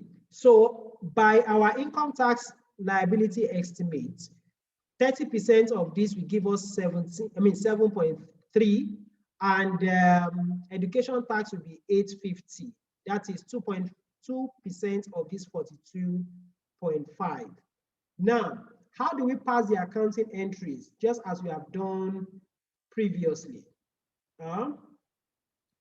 What we need to do is to come in here and say our current tax provision for that year, the total P&L will be 8.1, which is CIT 7.3 and EDT 850, giving a total of 8.1. That is the current component. Current component. We now want to do the deferred component. The deferred component, we want to confirm, we want to verify that now. The deferred component, so we come to deferred tax provisions for that year. First of all, you will notice that in the 2005 YOA we did, the carried forward balance of the deferred tax liability we had was 4.7. 4.7, if you still remember, 4.7. So you put in the comparative figure like that, nothing will change. Let's now concentrate on the current year figure. Current year figure. Just the same way we've been doing the estimates, we will pick the accounting base from the PPE schedule in the note to the account. 16.6, these are just assumed figures. 23.9, 2.1. This time we have computer and equipment 415. We have plant and machinery 2.5. Total gave us 45.7. Then we now pick their respective tax base from our capital allowance estimate. Remember, we have capital allowance estimate for furniture is 1.1. If you come in here, you will see 1.1, right? If you go back there, what is the building figure? Building is 11 million. If you come back in here, you will see the 11 million. Motor vehicle is 7.6. If you come back here, motor vehicle, you will have the 7.6. Then computer and equipment is 193. If you come in here, you will see the 193, right? Then the plant and machinery is 1.1. If you come back here, you see the 1.1. So you add all of this together. Unlike the previous one we solved, there is no unabsorbed capital allowance. Let's go back to the CIT computation to verify. The capital allowance was totally utilized. So there won't be any figure under that. The sum of all of these gives the 21.1. Now, this time also we want to compare our capital allowance, our accounting base, which is 45 million, with the tax base, which is 24 million. In this instance also, the tax base is less than the accounting base, giving us a taxable temporary difference. That taxable temporary difference, 30% of that give rise to what we call the 7.3, which is the deferred tax liability. Also in this instance, no figure for trade receivable. Other receivable is nil, everything nil all through. So at the end of the day, we have a deferred tax liability of 7.4. Remember, 7.3. Remember, we have 4.7 initially.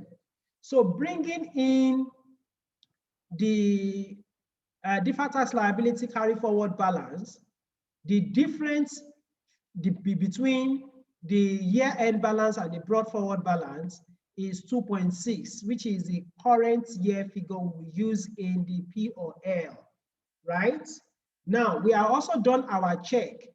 Assume that we have gotten something different, let's say 3 million here. You will see that our check will have indicated false. So that checking is just a Excel programming. So that is it. Now let's now see how we do the accounting.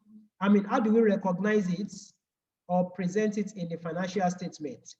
Coming to deferred tax liability, what is our current year figure? Current year figure is 2.6, while our what do you call it? Sorry. P&L figure will be 2.6, and we'll credit the non-current liability in respect of deferred tax liability of that same 2.6. So what this then means is that in our presentation for profit or loss, on the profits or loss accounts, our profits will be profit before tax from the account proper is 35. Our current component is 8.1. Deferred component is 2.6. The total of this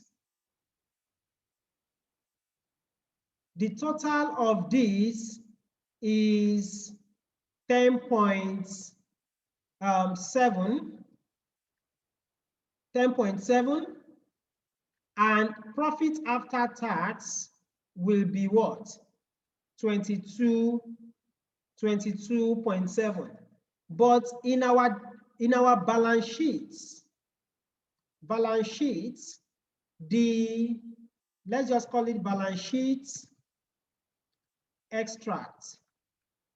The non-current liability, there we will have deferred tax liability.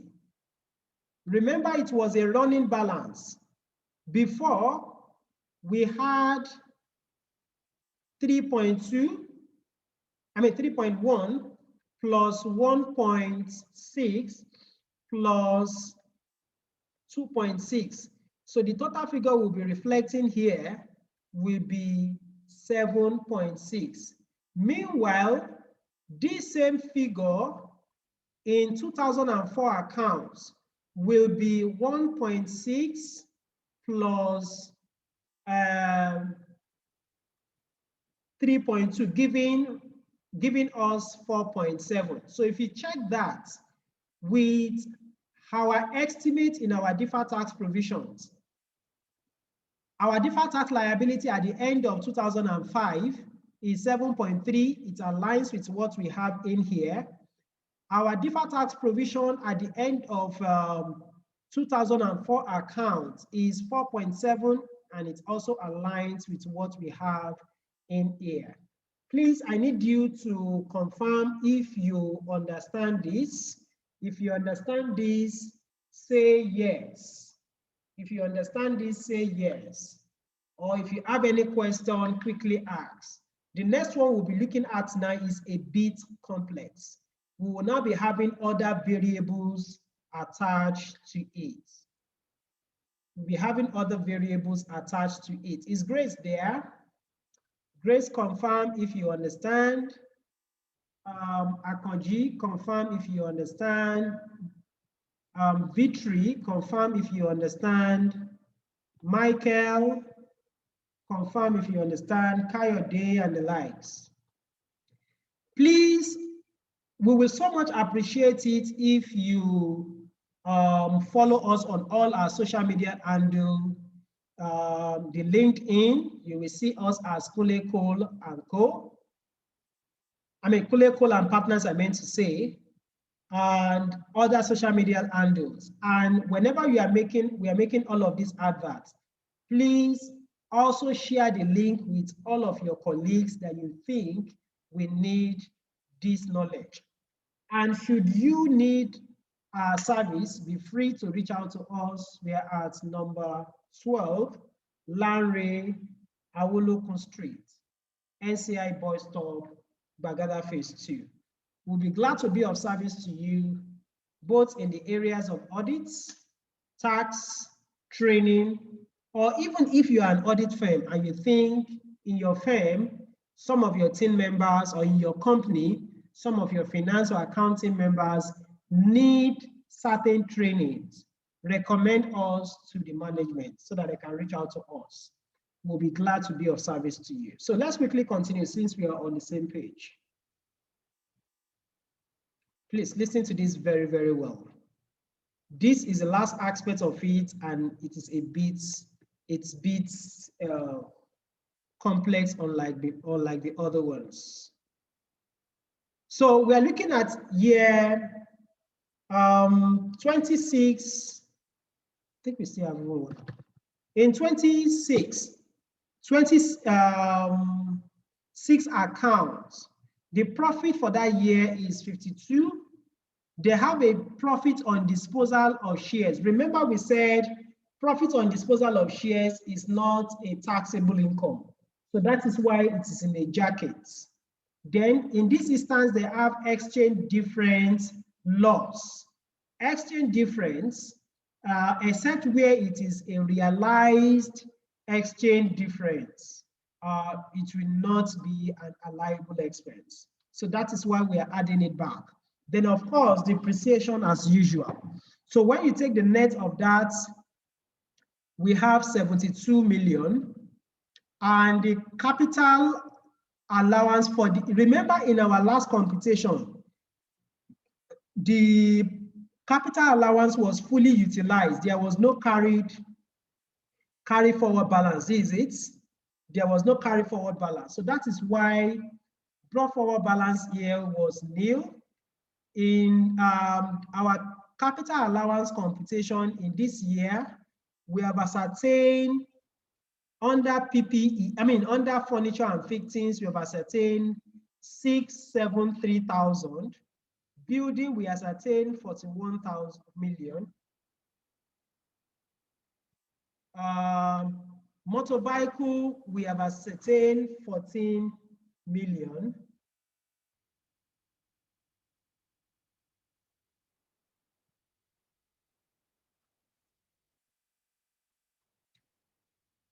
Computer and equipment, we have 64,000. Plant and machinery, we have 384,000. So when you sum all of that together, we have 56.9 million. That is how we got this 56.9 million here. The addition of the brought forward and the current year figure give us 56.9 million. As usual, we have to do our usual restriction. Two-thirds of the assessable profits is 48. What that then means,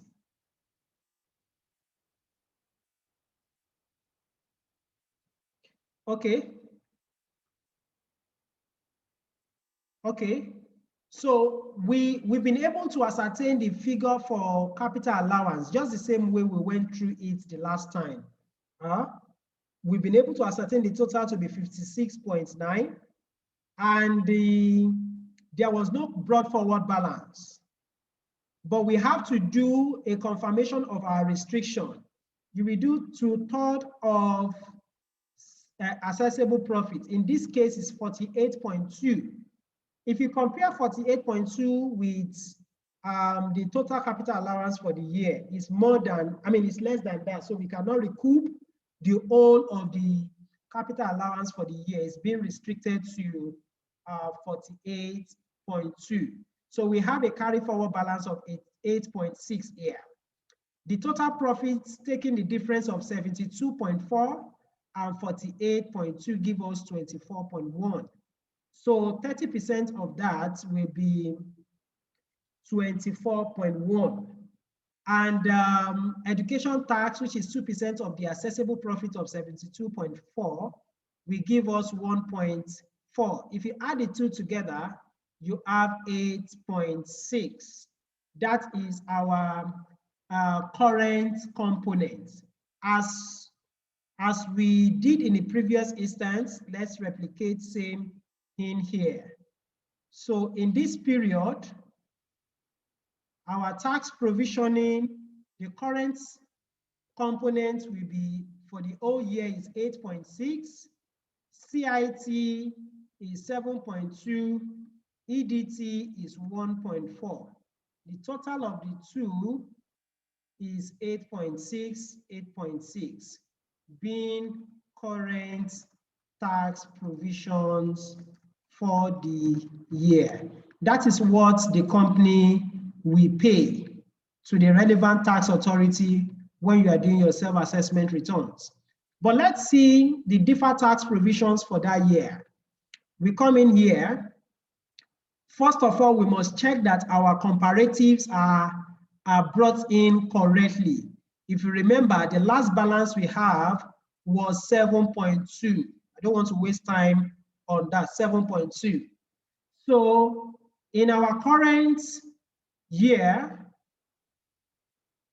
our building, just estimate from the PPE schedule, you have 177, 24, 27, 2.6, 285, 170, 1.7. The whole of that will give you 209. Then from our tax base, our capital allowance, if you come in here, you will see building, the tax written down value is 139.5. So compare it in here, you have 139.5. Motor vehicle, you will see it as 8.6. 8.6. That is the same 8.6 you have here. Furniture and fitting, you will see it as 1.2. Coming in here, you have 1.2. Then computer, you see it as 129. Computer 129. Plant and machinery, you will see it as 769. You see it 769. So that is all for that. Then we have unabsorbed capital allowance from the CIT computations. Unabsorbed capital allowance from the CIT computation is 8.6. And if you come in here, you have the 8.6.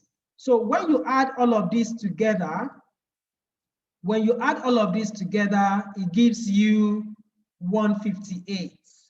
158. Are we together? 158. So comparing your 158 with 209, you will have a taxable temporary difference. But because I just formed this question, I want to make a little amendment such that we'll be able to have the other treatment. We've seen how the treatment for deferred tax liability has always been taken. Oh, don't worry, let's go on. I just checked the second one, and the second one will lead us to deferred tax assets. So we have a taxable difference of 50.6, 30% of that. We give you 15.1, just the same way we do our control. You have the difference between 15.1 and 7.3 to be 7.8. Now, in this instance too, there is no trade receivable, no loan, no other thing, and all of that. So you have 15.1 as a value for the year. Brought forward is 7.3. Current year deferred tax liability is 7.8. This is not different from what we have done thus far. So what we just need to do is to bring how do we make the reflection on the financial, just as we have done before. P&L, we have our estimates of what? Current year provision, which is 7.8. I'm sure you should be able to know how to do this now. Then the liability, the addition, the movements we are making to it is that same 7.3. 7.8, I mean to say. So at the end of the day, we will see how the income statement will be presented. You see how the income statement will be presented and the balance sheet will be presented. So the income statement will be having our profit from the very beginning is 52.6. Don't forget, we have the current tax provision to be 8.6. We have the deferred tax liability to be 7.8, meaning the total tax provision for that year is 16.5, but the amount payable is 8.6. If you take the difference between these two, you have 36.1. But what are we to report in the balance sheet? Remember, our brought forward, our balance BD from the prior year that we reported here was 7.8. Current year figure, current year provisions, current year provisions for deferred tax is 7.8. By the time we add the two together, it should give us our deferred tax balance as contained in our deferred tax computation. You can see it is 15.1. Come yet also you have 15.1. So I believe this is well explanatory. For avoidance of doubts, confirm if you understand, and we will now look at the complex area, and in another 20 to 25 minutes we'll be closing it off. Confirm yes if you understand. Confirm yes if you understand. Confirm yes on the chat room if you understand. Are we all there? Confirm yes if you understand. Awesome. Awesome. Awesome. Awesome. Awesome. Awesome. Okay, so let's look at the last one, which we now factor in other complexities. 2008. 2008, unlike every other year, 2008 YOA, which is our 2007 account, they have a loss brought forward. Loss before tax of 50.0. As usual, our add-backs or our adjustment, profits before tax, right? Profit before tax, profit on disposal has been adjusted. It has been added before we need to deduct it. This time, please note, we now have cash and cash equivalents. Cash and cash equivalent balance in the balance sheet is 4 million. Then we have impairment provisioning in line with IFRS 9. We are not looking at the complexity of how the impairment was ascertained. That is beyond the scope of this session. They have ascertained 365 as a stage 1 impairment provisioning, right? This is similar to what we call the general provisions. Then they have an exchange gain on translation difference of 1.5.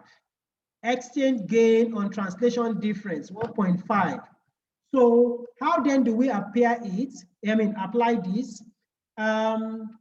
The general provision, you remember, it has to be added back. We have added it back. Because the exchange gain is not a realized gain, it's not a taxable income, right? So we have adjusted that to it have been added before, recognized as an income. We are removing it now. Then we have the next one, loan. The question also says we should assume that the company income tax, that the company is not liable to minimum tax in line with section 33 of the Company Income Tax Act of 2007. Please note that.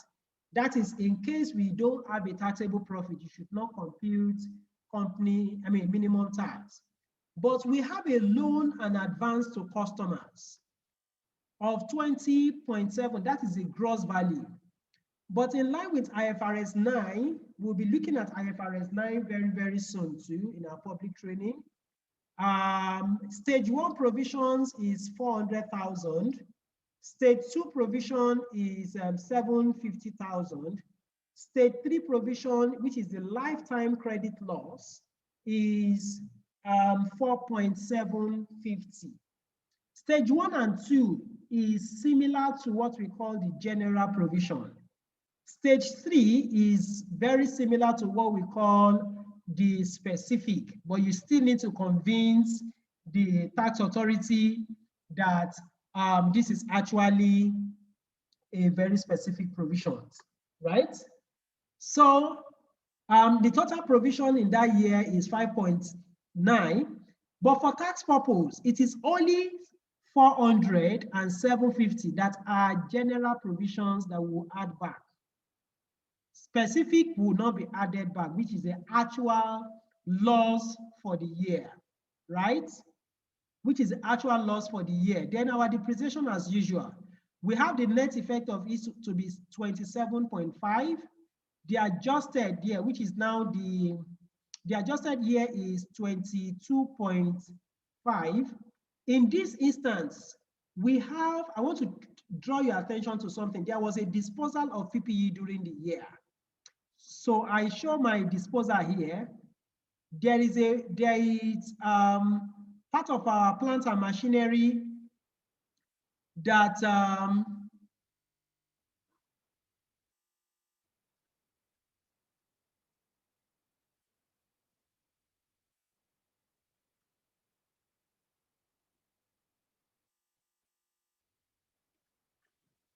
so there is a part of our machinery that costs 10.5 and 480 that We have acquired this in 2004 and 2005.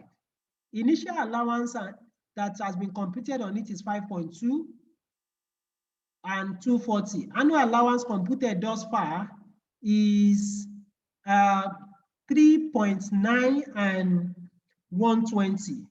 Total allowance we have claimed on it thus far is 9.2 and 360.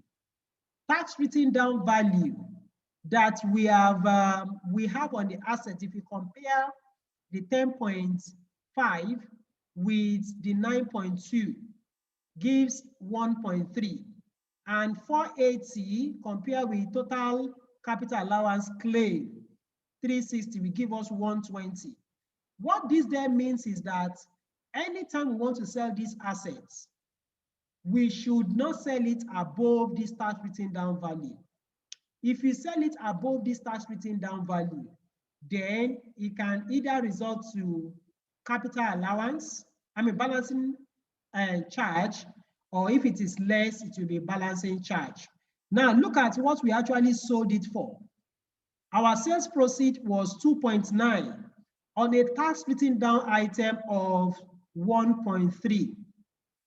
That means that we have recouped more than the balance due to be recouped on the asset, on the qualifying capital expenditure. So 1.6 here is the balancing charge. Now look at the second one, 120. We have sold it for 75. We are recouped less than what we ought to have recouped. So the difference then is the balancing charge. You will see how this will be replicated on the CIT computation. Balancing charge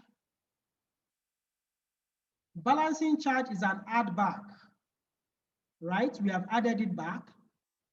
And balancing allowance is an additional relief. This is it here, 45. While this is the balancing charge, right? Then we have loss from the prior year. Do we have any loss from the prior year? Okay, there was no loss from the prior year. So there is no loss brought forward. Our loss brought forward is 0.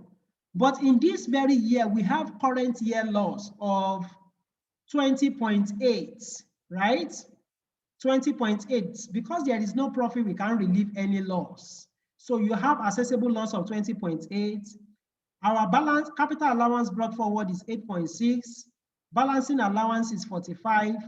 Current year figure that you will have ascertained from this capital allowance here, current year figure, the same way we used to do it, we had 54.7. And that same figure has been brought in here. The addition of all of these has given us 63.4. I'm being fast now because we have done all of this before, right? So because we don't have a taxable profit, there is a taxable loss. Our current income tax, company income tax will be nil, and assessable profit too will be nil. So in our tax provision, in our presentation here, let me just copy these templates.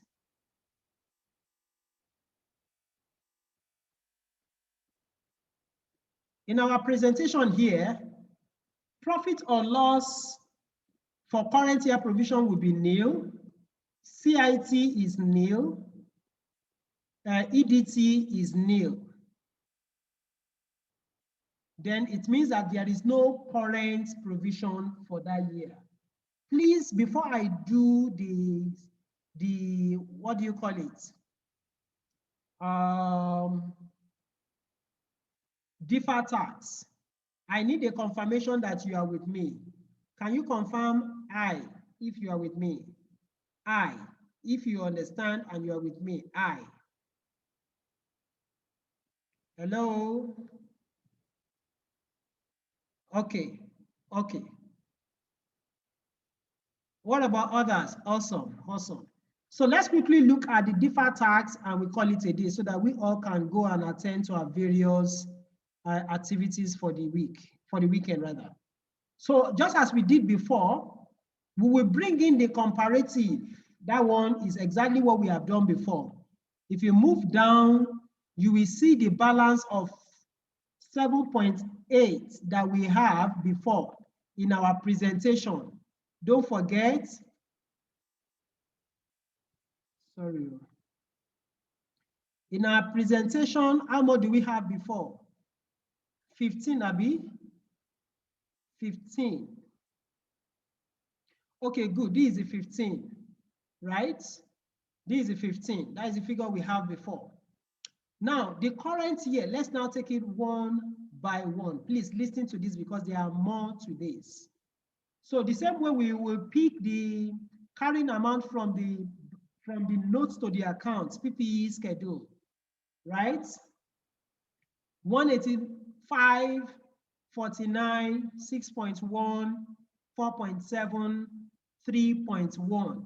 The total of that will give us 248. Now, from the tax base, we have 137. Where is the 137 coming from? It's coming from our building here. You can see it, 137, right? The same way we pick for other years. So we pick motor vehicle the same way, furniture and fixing the same way, computer and equipment same way, plant and machinery same way, unabsorbed capital allowance. If you come back to our CIT computation, you will see that we have an unabsorbed capital allowance of 63.2. 63.2. I believe you have all seen that. So we come in here, 63.2. Was it 63.2 or 63.4, not 63.2? So you have 63.4. The sum of all of that, gives 228. If you compare the 248 with the 222, you still have a taxable temporary difference of 20.8. If you apply the tax rate on that, you have a deferred tax liability. Now, in trade receivable, we were not given any additional information for trade receivable, but in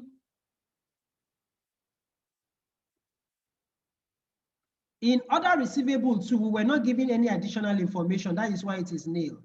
But we're given some information for loan and advance. So let's come back to the source. Please listen to this very well. This is the main thing that makes you unique as an accountant. The loan, the question says that loan to advance to customer is 25.7. Impairment was 400, accounting wise. 400 stage 1, 750 stage 2, and stage 3, 4.5. So the carrying value that accounting is carrying is 19.8, right? I replicated the same thing here. The gross value is 25.7 and a total provisioning of 5.9. We have 19.8, right? But in tax, there are some of these figures that tax does not allow.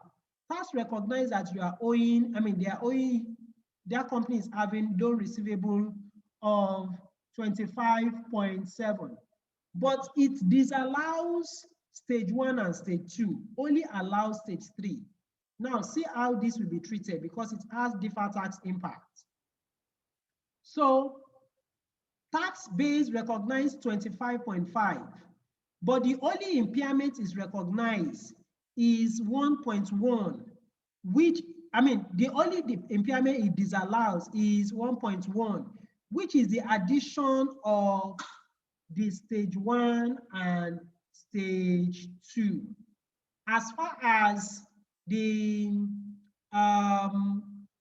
tax authority or the tax law is concerned, the valuations for our loan will be recognized as 25 minus this to be what? 24.6.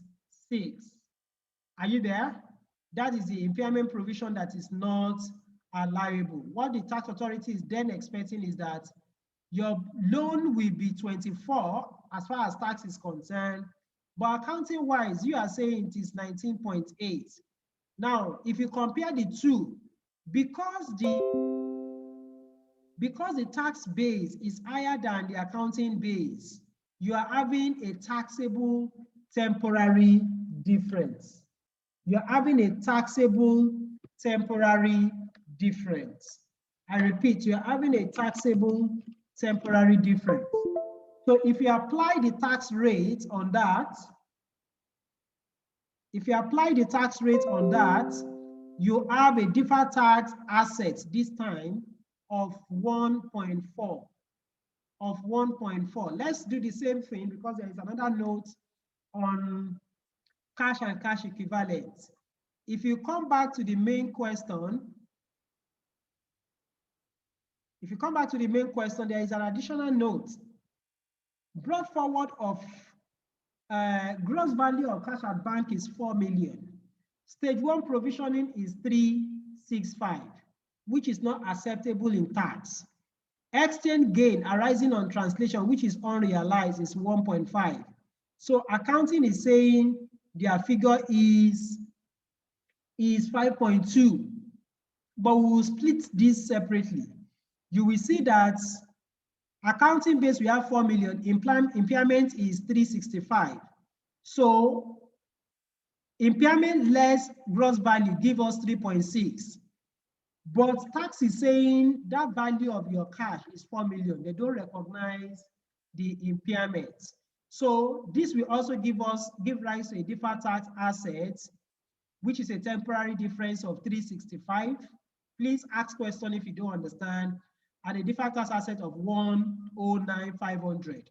Now, the exchange gain that arose from the accounting base, 1.5. This is not taxable at all. Tax is saying I'm not reckoning with it, it's 0.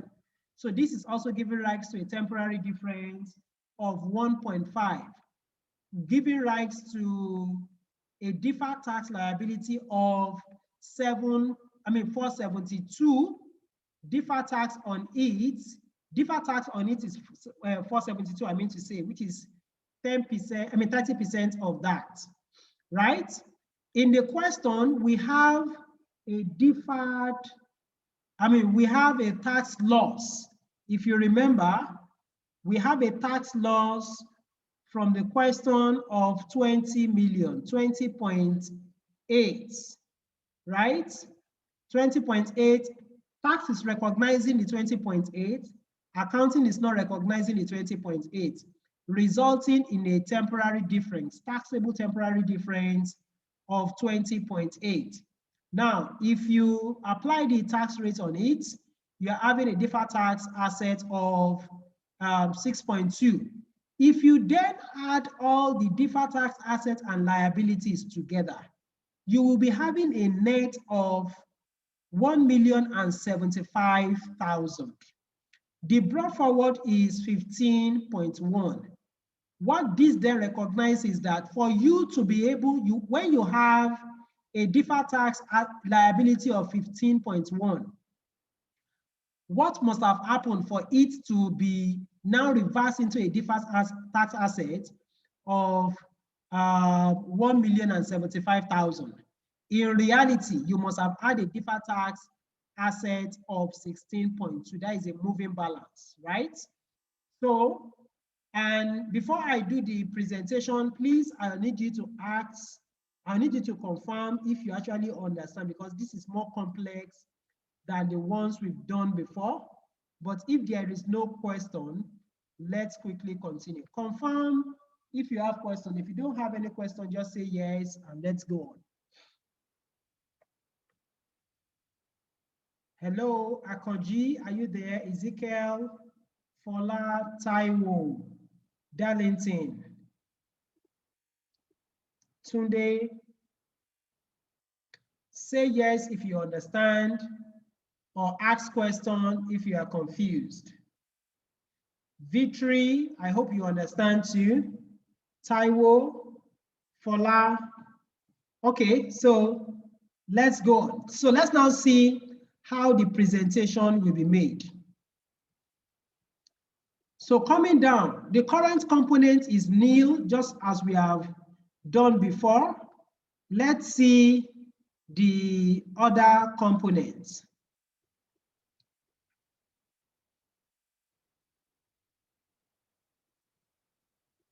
Deferred tax liability.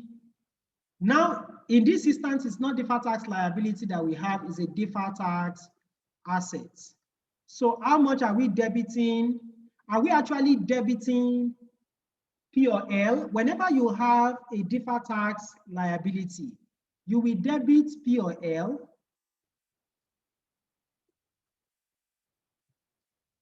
and credit deferred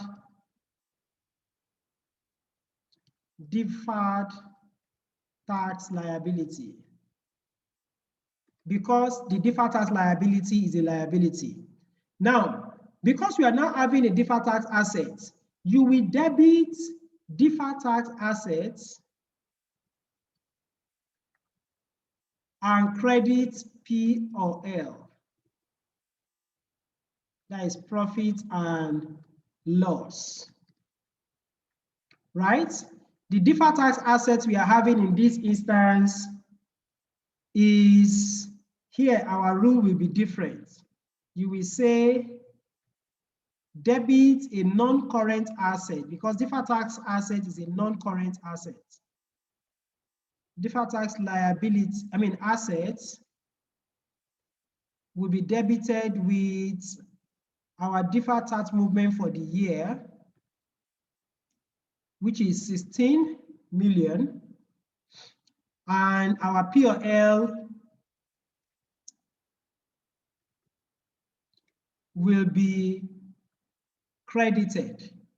That is why we say deferred tax asset is a tax deductible. It's a tax deductible.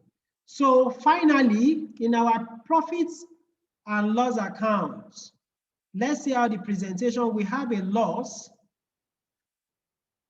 tax loss brought forward of 50 million. Current provision is nil, just as we have completed here. But this time we are not having a deferred tax liability, but a deferred tax asset, which is also a negative because it's a credit. When you credit an expense account, it becomes a negative.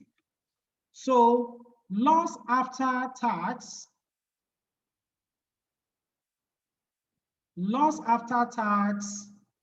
will then be the addition of the two, which is 66 million. What this then appears to mean is that a non-accountant will claim that, oh, Shebi, I can go and collect the 16.2 from the government. No. The same way deferred tax liability is not an actual tax payable. Deferred tax assets, which is also a tax credit, but it is also not an actual tax credit or recoverable. It is just a book balance, right? And we are doing this to ensure that the matching concept is adhered to, and the IAS 12 is also adhered to. So here we have the balance sheet extract. The brought forward we have before. Remember, we have a brought forward before. A brought forward of a liability before, which was how much? If you remember, 15 million. 15 million. So the 15 million, because you are operating on an asset account, it will be negative, right? Then what is the current figure that we have ascertained for this current year? Current provision, which is now a deferred tax asset. As we have seen,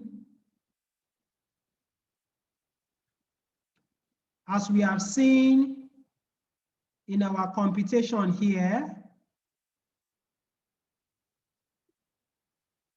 right? When you add this together, this will give you a carrying forward balance of the deferred tax assets that we ascertain in here. Do you understand? So that jacket we are seeing is just to tell you that it's an asset, but if you are reporting it on your statement of financial position, it doesn't have to be an asset. We know what, I mean, it doesn't have to be a negative. We know what it eventually means. So this is what we are said to do. This is a practical approach to deferred tax provisions that we plan to do. This is coming from KCP. Before we round it up in the next 10 minutes, I will want to give you an opportunity for you to ask any question, if at all there is any, but in the absence of any question, we can round it all up. Thank you. I'm waiting for your question.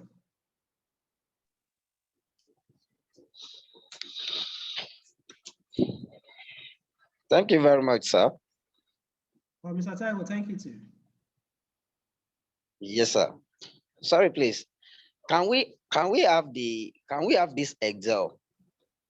Yes, I will do. It's my intellectual property, but I will share it with you. I will share it with you alongside with the video clips. Okay, sir. But I didn't get the last lecture slide. Oh, really? Yes. Okay. Everybody just indicate, chat me on WhatsApp with after this class with this my number. That's my WhatsApp number. I will send the last lecture again, and I will send this very correct one. Thank you very much for the job, sir. All right. So, any other question from anyone today? I hope you are fine. Fola, I hope it is sync well. Darlington, I hope it's fine too. Vitri, I hope it's fine. Okay. So since there is no other question, we will call it up here today. Please, as soon as we send the slide, the video clips to you, we want you to help us to reach as many people as possible. And do also follow us on our LinkedIn media, our handles, right? Ensure you help us to repost the video, the link to the video, to as many people that you think need this as possible, right? I wish you all the best. I wish you all the best, and do not hesitate to reach out to us if you need our service. God bless you, and do have a pleasant weekend. Watch out for the next episode that will be coming next week, Saturday. Thank you, and enjoy the rest of the weekend.